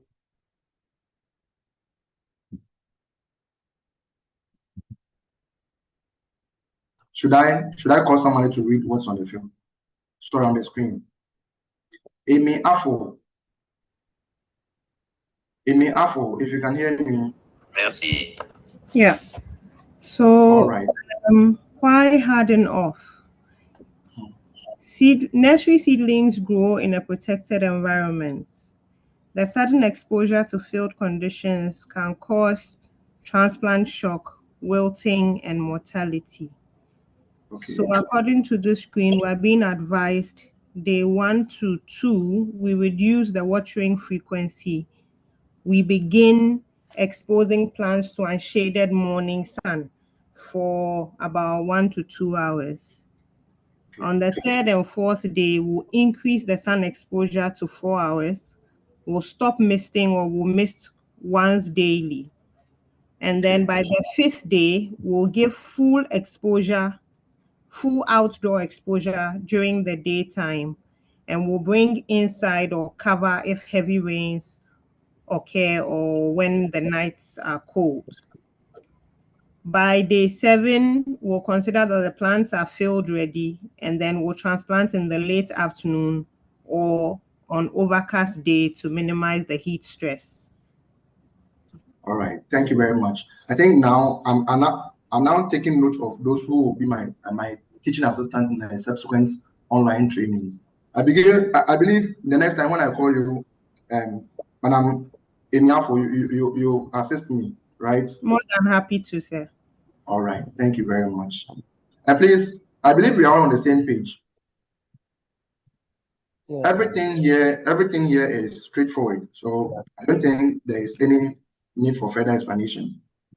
All right, we move on to the next slide, which says safe transplanting techniques. So for this one too, I'll need another person to volunteer to read what is on the screen for me. Let me surf through and then find somebody to read. Apraku Bernard. Is it Apreku or Apraku? Apreku Bernard. Hello. Yes, sir. So kindly read what is on the screen for us. Okay. Should I read from the top there? This safe transplanting techniques. Yes. So that's where we got into now. We want to know the factors or what you have to take into consideration in order to ensure that you transplant the seedlings safely onto the field. So Okay. kindly read from timing. Should I read from start from timing? Okay, timing. Yes. Okay, let me do a little zooming because I have a little eye problem. Sorry. Transplant in the cool of the day, early morning or late afternoon. Avoid midday heat transplant. Please, should I explain? Well, if you can explain, you can do that because we are all sharing. Okay, so when you're doing transplanting, you do it early in the morning or late in the afternoon. So early in the morning, mostly, where some of us we are here, we lack rainfall. So the sun mostly comes early in the morning. By 8, the sun will be here. So what I do mostly on the field is we come here by early as 5:30. Sometimes we use torchlights to do our planting. So 5:30 to 8 a.m. we stop transplanting, and then late in the afternoon, that's 4:30 to 6 o'clock. Sometimes we can go beyond that using the torchlights. That's what we do here. We don't allow sunlight to fall on it when we are doing transplant. We stop at the moment the light appears. And then, okay, so I move on to the watering before. Water seedlings well 1 to 2 hours before lifting. Moist media cleanse to root and reduce root damage. That one too also means you have to water. It reduces root damage. Yes, it reduces root damage. That one, it simply means you have to water the soil because sometimes when the seedlings are in the soil, sometimes it may be hard. So when you are taking them off, especially the traditional ones, when you're taking them off and you don't water, mostly you only get the root, which is not appropriate for transplant. So you have to water so that the soil will be moist in such a way that you can get some part of the soil with the root so that you can do a proper transplant. All right. But then when you are using the seed tray for that one, because the seed trays already comes in cells, and each seedling comes with its own bulk of roots around it. It becomes very easier. So you only press from the bottom, and then you are able to lift it by just holding the stem, and then it makes it very easier. Very, then before very you do the transplanting, you have to make sure that you water it at least an hour or two before you lift it to the field to go and do the transplanting. Okay, can you continue? Watering before. Water seedlings were 1 to 2 hours. Oh, sorry, I've read that already. Handling roots. Handle by leaf, never the stem. Stem damage is fatal. A damaged leaf heals. The stem roots minimally. So that one too, what it means is you have to hold the leaf. You don't have to hold the stem, because when the stem is damaged, a tree, we have only cell membrane. I think we don't have cell wall, right?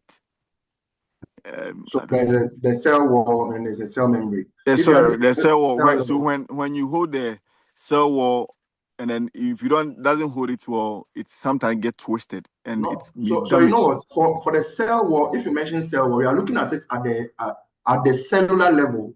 At the cellular level, that's where we consider cell wall. But for the seedling itself, you see, you are looking at the stem itself.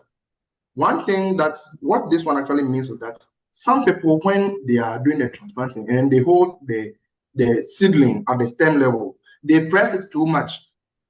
Yes, because they press it. Sorry for me to catch it in. Sometimes because they don't water, so they just want to get it in such a way that they can remove it as soon as possible. But if you don't water, so that one, it's in a sequential order. You water so that you can take it with the leaves. If you use the stems, sometimes it's hard, so you just damage the seedling. Yeah. All right. Then a planting depth. Planting depth. Plants are the same depth as in the nursery. Too deep causes cooler roots. Too shallow leads to dry. Collar rods. Too shallow leads to drying out. All right. So with the collar rods, especially for tomatoes and peppers, what happens is that if you make the hole too deep and then you place the seedling too deep in it, what happens is that the soil that you use to cover the seedling, because it is not at the base but then it's at the stem, it causes the stem to begin to rot at the collar level. I believe you understand what I'm saying. Hello. Hello. Yes. I understand. Yeah. And then the roots dip. Dip roots in a slurry. Yes. Is somebody reading? I have a question, please. All right. So, do we have something that we could use to create those holes we use for the planting? Oh, for those ones, there are a lot of things. There are devices that you can use to create the hole. But then traditionally, you can get a thick stem. You can cut the branches of any tree that's available to you. The size shouldn't be too bigger than the base of the roots that you're going to put inside the hole. And you have to also mark the depth at which that's how deep you want it to go. Okay, so mostly it should be between 5 to 10 centimeters deep. That is on the permanent field. So if you have the stick and then you are creating the hole, just mark it so that as you go, you use the stick to create the hole and you put the stick inside. Well noted. Thank you. You're welcome. Roots dip. Yes. Roots dip roots in a slurry of trichoderma plus phosphate solubilizer to boost establishment and root colonization. All right. Is that clear? Trichoderma is it's a biological fungi control. So that's what we mentioned earlier on when we were discussing controlling damping off. Do you remember that? Yes. Yeah. So when doing the transplanting, it's also advisable to do the dip roots. So you dip the roots inside the trichoderma as well as the phosphate solubilizer in order to boost the establishment and then root colonization. You know, they need more phosphorus in order to help them to establish the roots. So the phosphorus, that's the phosphate fertilizer that you're applying is to help the roots establishment, and then also the trichoderma is to protect it against any fungal infections. All right, then post-plant water. So, I want to ask a question. All right. What if it's 12 o'clock now, so let us okay, what if you don't have the trichoderma and the phosphate stabilizer? Is it advisable to just plant without dipping off? So you can treat the soil with Manlax or Ridomil Gold, the Ridomil that we spoke about earlier on. You can do a combination of the Manlax with Abamectin. So that one is a double combination of an insecticide and then fungicide. Manlax contains both the metalaxyl and then mancozeb. These two are the ones that we mentioned earlier on during the nursery protection against the damping off and other fungi. And then the abamectin is also very good against the insect pests that may be in the soil. So you can do that in the absence of the trichoderma.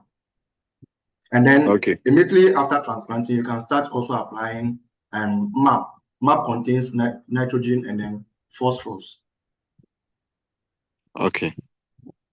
Yeah. Okay. Post-plant water.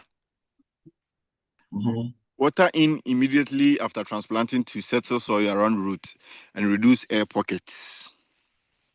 I believe that one is straightforward. Yes. I think after transplanting, you have to water the soil so that it will get a very good, so that it will not it will reduce when the air pockets. Thank you. All right. Thank you very much. So the target is more than 90% transplant survival rate with proper hardening and handling. All right. So there are 6 modules here. Our time is up. I actually planned not to go beyond the 2 hours, but then we are left with the packaging, transport and record keeping, and then the nursery business fundamentals. I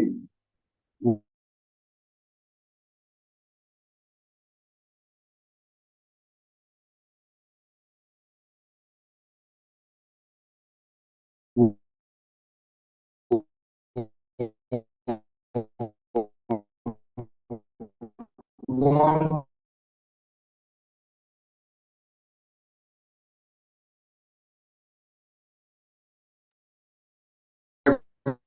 very exhaustive, but then I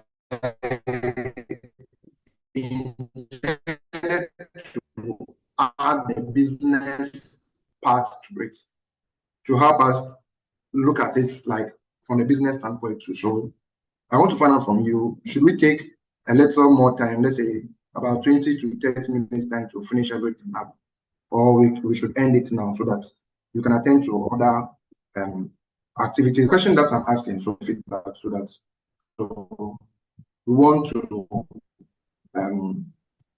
end the discussion on the nursery over here. Then later on, we'll find another time to continue.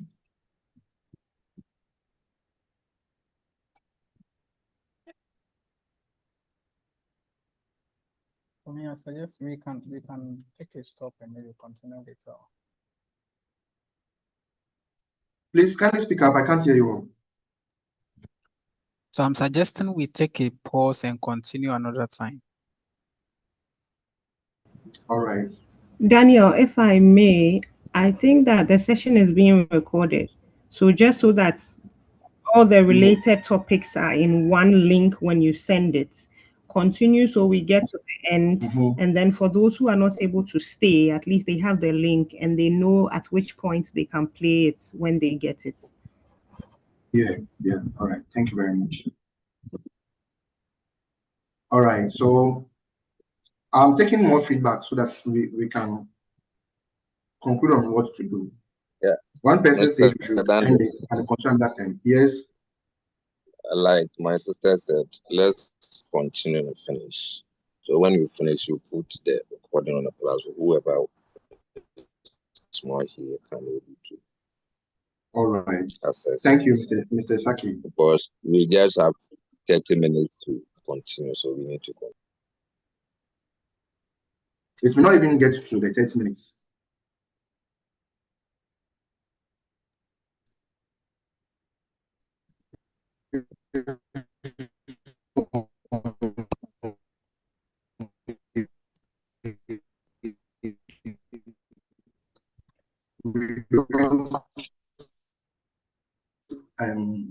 Top place. So from the three continue once it. Okay. All right. So packaging and transport of seedlings, best practices for safe seedling transport. Number one, use ventilated trays or open top crates. Never use sealed plastic bags when you are preparing them for transport. Then number two, layer trays in vehicles. The heaviest trays at the bottom, and then leave 10 centimeters headroom. So with this one here, what we are talking about has to do with you having something more like shelves inside the vehicle, the van that you are using to do the transport. Just like the way those who sell bread have different shelves or layers that they put the bread in the van before they transport them. You have something like that. So you don't have to stack the trays one upon the other. But however, you have to leave headroom. So that's even the next point. It says, do not stack more than 3 trays of leafy seedlings, and then 4 to 5 for tomato and then pepper. So there's no need for you to even stack them. Shade the vehicle load with shade cloth or a tarpaulin during transit. That is if the distance you're going to cover is very, very long. And water seedlings. Hello, Mr. Befi. So kindly mute yourself. And then also you have to water the seedlings 30 to 60 minutes before loading, not immediately before loading the truck or the vehicle that you're using. Then avoid driving during the hottest part of the day for distances that is greater than 20 kilometers. Because when you do that, because you've already watered and then you've covered it with the tarpaulin, you are going to end up trapping heat inside the enclosed environment or the enclosed space if you are using an enclosed transport medium. If it is not a cold storage transport medium that you can provide some form of cold air circulation around the seedlings, then you have to be very, very, very mindful of the time of the day that you transport the seedlings. And just like our brother also shared his experience, you are going to do the transplanting very early in the morning. So it's either be very early in the morning or late in the afternoon when the sun has actually fallen and has gone down. So you don't want to transport them during the hottest part of the day when temperatures are very high and then cause the seedlings to be stressed before they even get to the field. And then also for bare root seedlings, just like my brother mentioned, bundle roots in moist burlap or newspaper. Okay, that you should have a ball of earth around them. But then since you are using the seed trays that have that already comes with a bulk of the roots around the base of the plants, it becomes very easy for you to transplant them. And then label each batch by indicating the crop type, the variety that you nurse, the quantity, and then the date that it was packed. And then also for the nursery records, you have to keep your production records, sales records, input log book, and then pest and disease log. So just like I mentioned earlier on, during the scouting and pest monitoring, you need to have records. But then for the different types of records, you need to have your production records, which will indicate the crop that you are nursing, the variety, the sowing date, quantity sown, the germination percentage, and then the pricking date, that is if you carry out pricking out, and then the quantity that was dispatched from the field, from the nursery to the field. And then you have to always be reviewing all these records weekly.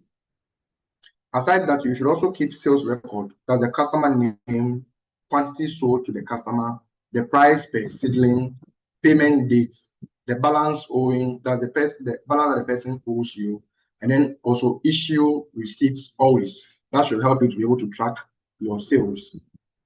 And then for the inputs that you've been using, the seeds that you buy from Holland Greentech, that's the rise1 seeds, you have to indicate when you bought the seeds, and then the lot number. Always take notice of that. You indicate the variety name and then the lot number per the sachet that you bought. And the growing media, you have to indicate the quantity that you bought. If it was 70 liters that you bought, you have to indicate it. If it is 210 that you bought, you have to also indicate it. And then also get to know how many of the Jiffy substrates covered and how many seed trays. For instance, if you're using 70 liters, how many seed trays were you able to cover using the 70 liters? And if it's the 210, how many seed trays were you able to fill using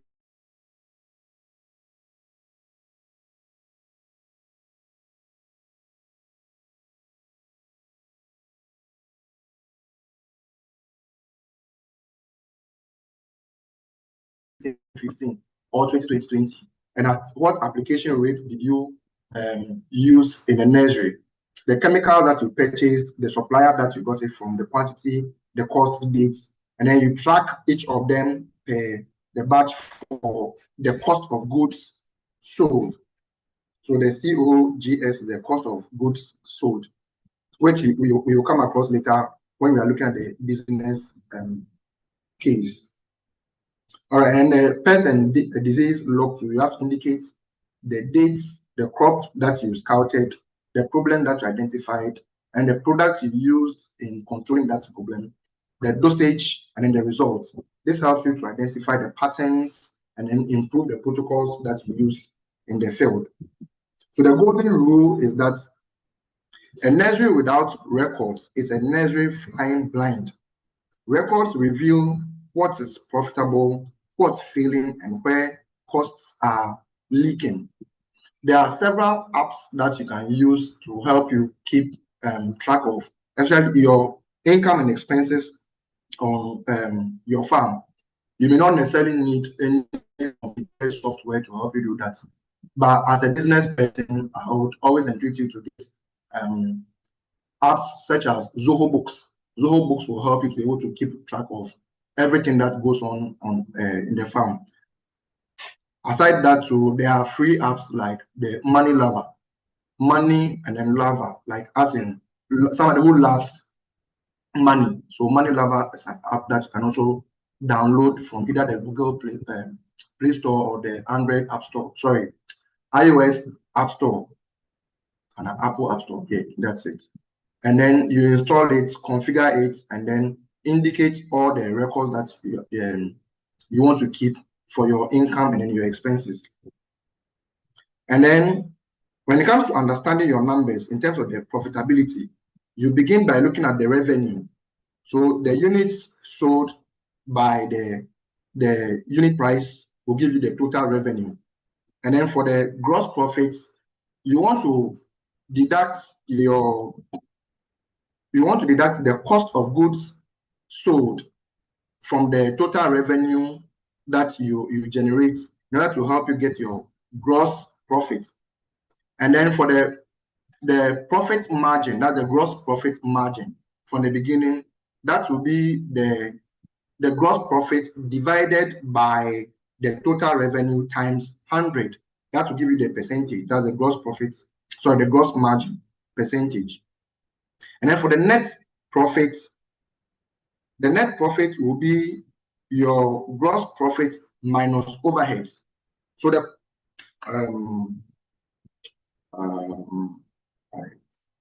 I wanted to share a document with you, but I don't have it on this particular device here. That will actually give you a breakdown, a sample breakdown of if you have a full-time business that's running. So all these things are there, but then you can also use ChatGPT to help you come by these things. So issue the prompt to ChatGPT, tell it that you want it to provide you an income statement of a nursery business. And then with that one, you have to indicate that it should give you the breakdown of the revenue, the gross profits, net profits, and then the break-even points and everything. Just tell it that you want an income statement. It will generate everything and provide you all those things with it.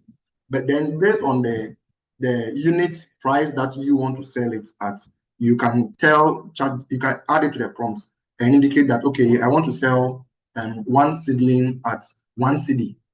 And then the units that I'm selling probably are targeting 1 million seedlings per time. So based on that quantity, then it means that you know that automatically you'll be having 1 million seedlings coming in. But then the differences will come when you consider the cost of goods sold, and then also the overhead expenses, the materials that you've been using, the water that you'll be using, all those stuff will fall under the overheads. And then from there, you can look at the break-even points and then whether you are making profits or loss after you've deducted all the deduction that needs to go out from it, including the taxes. It says track the cost of goods sold, track the cost of goods sold per tray. So per tray, per batch, using your inputs log. You must know your break-even quantity before each production cycle. That's a very, very important thing to note. And then for the business fundamental, in terms of the pricing strategies, there's a cost plus pricing approach. There's a competitive, there's a market pricing. So you consider the competition in the market. If there are people around you that are also doing the same thing, how much are they selling their produce for? And then you price your seedlings in line with the market, the prevailing market price, if you want to be competitive enough. And then also you consider volume discounts. If sorry, for instance, it says offer tiered pricing. Example, standard price for less than 500 seedlings, and then 10% off for between 500 to 2,000 seedlings, and then 50% off if the person is taking more than 2,000 seedlings per time. And then anytime you are doing this, you have to always consider the cash flow that is coming in. Anytime you give discount, this helps to drive bulk orders and then to also ensure consistent cash flow. So this is very, very, very important. The first one, which has to do with the cost plus pricing, that one has to do with you calculating the full cost per seedling. That is the seeds plus media plus labor plus overheads, and then divide all these ones by the units produced. After that, you add your desired profit margin, and then that becomes your pricing that you give to the seedling that you sell to the farmers. This is very simple and then protects the margin. All right. So aside that, to the premium positioning for certified organic, GFID grown or specialty varieties, command between 20 to 40% premium on each seedling that is going out. You can either do it per seedling or per tray or per batch that is going out. The market quality and traceability is to help you justify the price that you are giving out. So the minimum viable price equals the total variable cost divided by the total number of units that you used, plus the monthly fixed income divided by the monthly units, plus the profit margin. So that's going to give you the minimum viable price that you should sell. So take note of this formula and use it in determining how much price you should sell the seedlings when you are doing the seedling business. And then also identifying market and sales channels. You have to consider retailing, that people walk in to buy. Those are the ones I would refer to as retail walk-in buyers. And then agri-input dealers who would want to buy from you, or you can partner with them so that they refer farmers to you to come and buy the seedlings from you. All right. Aside that, too, you can also consider institutional contracts where you partner with NGOs, governments, extension programs, schools, or agri companies.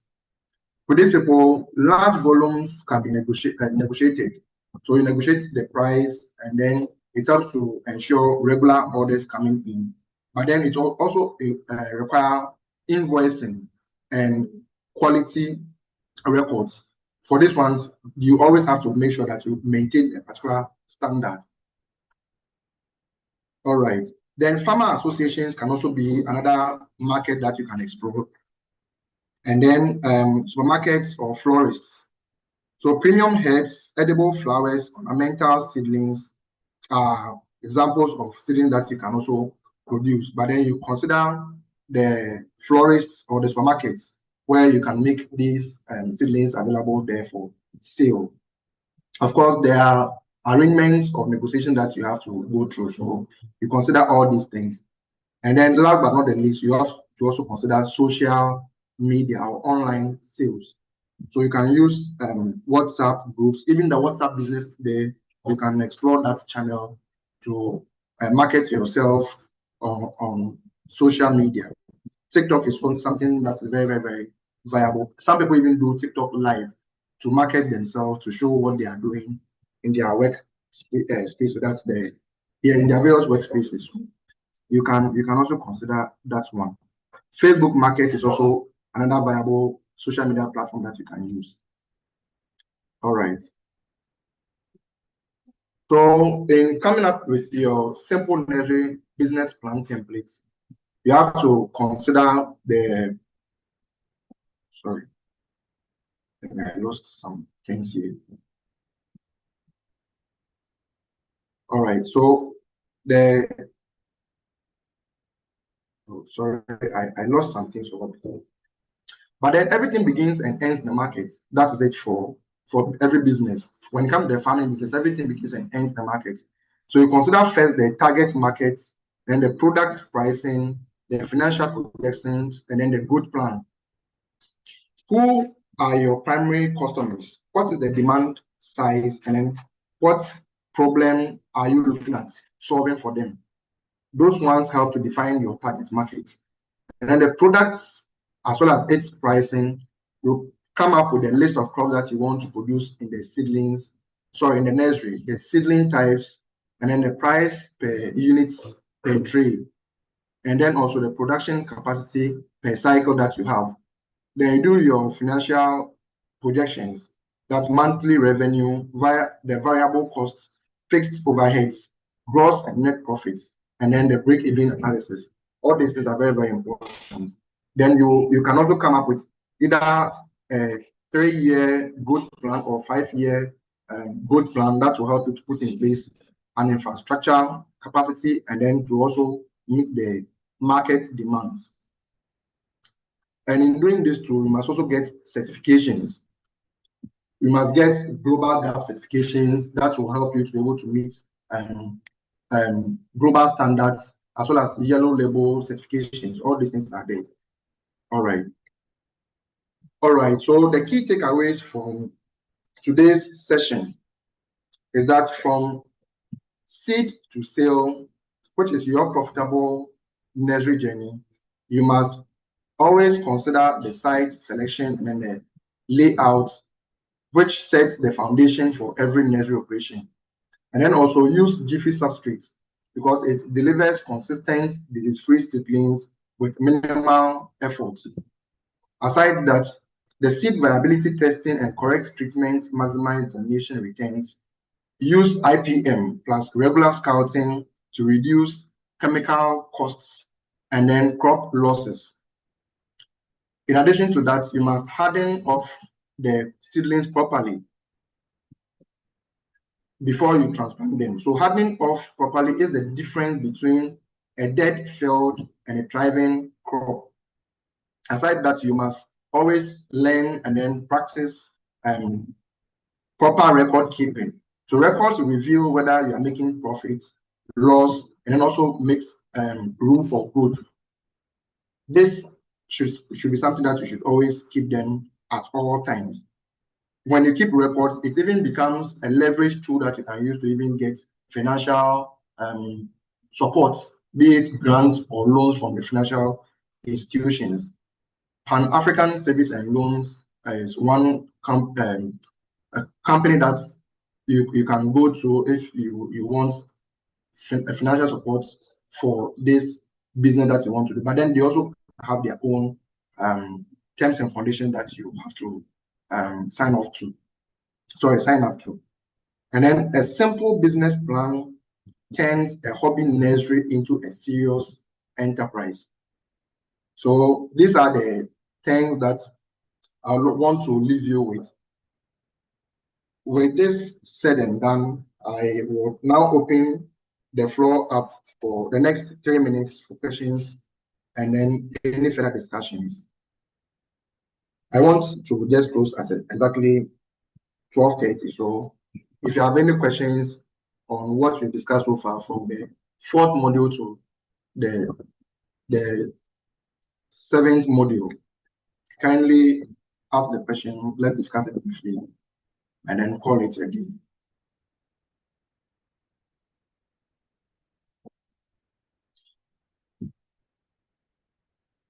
Hello.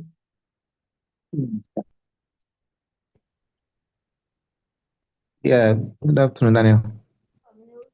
Mr. Clifford. Yeah, I want to ask a question. All right, can you go ahead? Yeah, on the pests and the insects and the fungicides that affect the nursery. You mentioned a number of them. Yeah, and you suggested we should, apply the fungicides and insecticides separately. Yes. Yeah, I want to know if, for instance, dumping off. If you want to prevent dumping off and say powdery mildew, can we mix those two fungicides together? Are they compatible? The fungicides that you mentioned, and then also the insecticides, can we mix them together so that we apply at a go, or do you have to apply each insecticide at a different day? Thank you. All right, thank you very much for the question. So over here at the bottom of the page, okay, there is something that I indicated over there, which says always read label, use correct dosage, observe pH and when applying pesticide.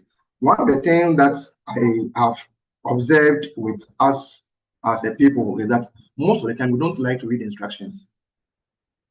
We don't like to read instructions. So in as much as I understand your concern and you're asking whether you can combine the pesticide for powdery mildew, that's a sulfur, together with metallazole. What I will tell you is that, one, for your spraying schedule, you must have different days for insecticides and then fungicides. For instance, you can do 2 insecticide spray in a week and then 1 fungicide spray in a week. So let's say Tuesday for insecticide, Thursday for fungicide, and then Saturday for another insecticide again. But when you are applying, you don't combine them and then apply them at the same time. If you apply, let's say the first one, you're targeting aphids, and then you apply imidacloprid or lambda on Tuesday. On Wednesday, that's when you spray the mancozeb or metallazole. If you have a product that contains the 2 of them, you spray that product. And then on Saturday, when you have to do the next spray for the insecticide, instead of going back to spray the imidacloprid again, this time around you spray acetamiprid, which is targeting a different organism. You get it now. And then it says that repeat the spray after 7 days. So it means that once you spray the aphids on Tuesday, the next spraying day should be on Tuesday again. But then instead of coming back to come and spray imidacloprid, you don't spray imidacloprid, rather you spray what? Lambda Saharotrine. Is it clear? So in that way, you alternate the spraying so that you don't encourage the buildup of resistance of the pest to the pesticide that you are applying. Do you get me now? Yeah, sure. All Thank right. you. Our time is up now. It's 12:31. So I want to thank you very much for making it a point to attend today's online training. I also am grateful to you for the contributions that you've made and for staying up with me up to now. I'm very sorry for taking 30 minutes of your time, and I promise that the next time we won't go beyond the 2 hours that we stated earlier on. Thank you very much. I will now hand it over to Elvis.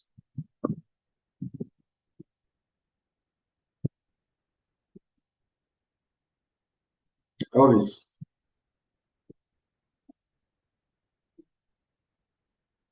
Yeah. Good afternoon, everyone. Please, I hope you can hear me. Good afternoon. Yeah.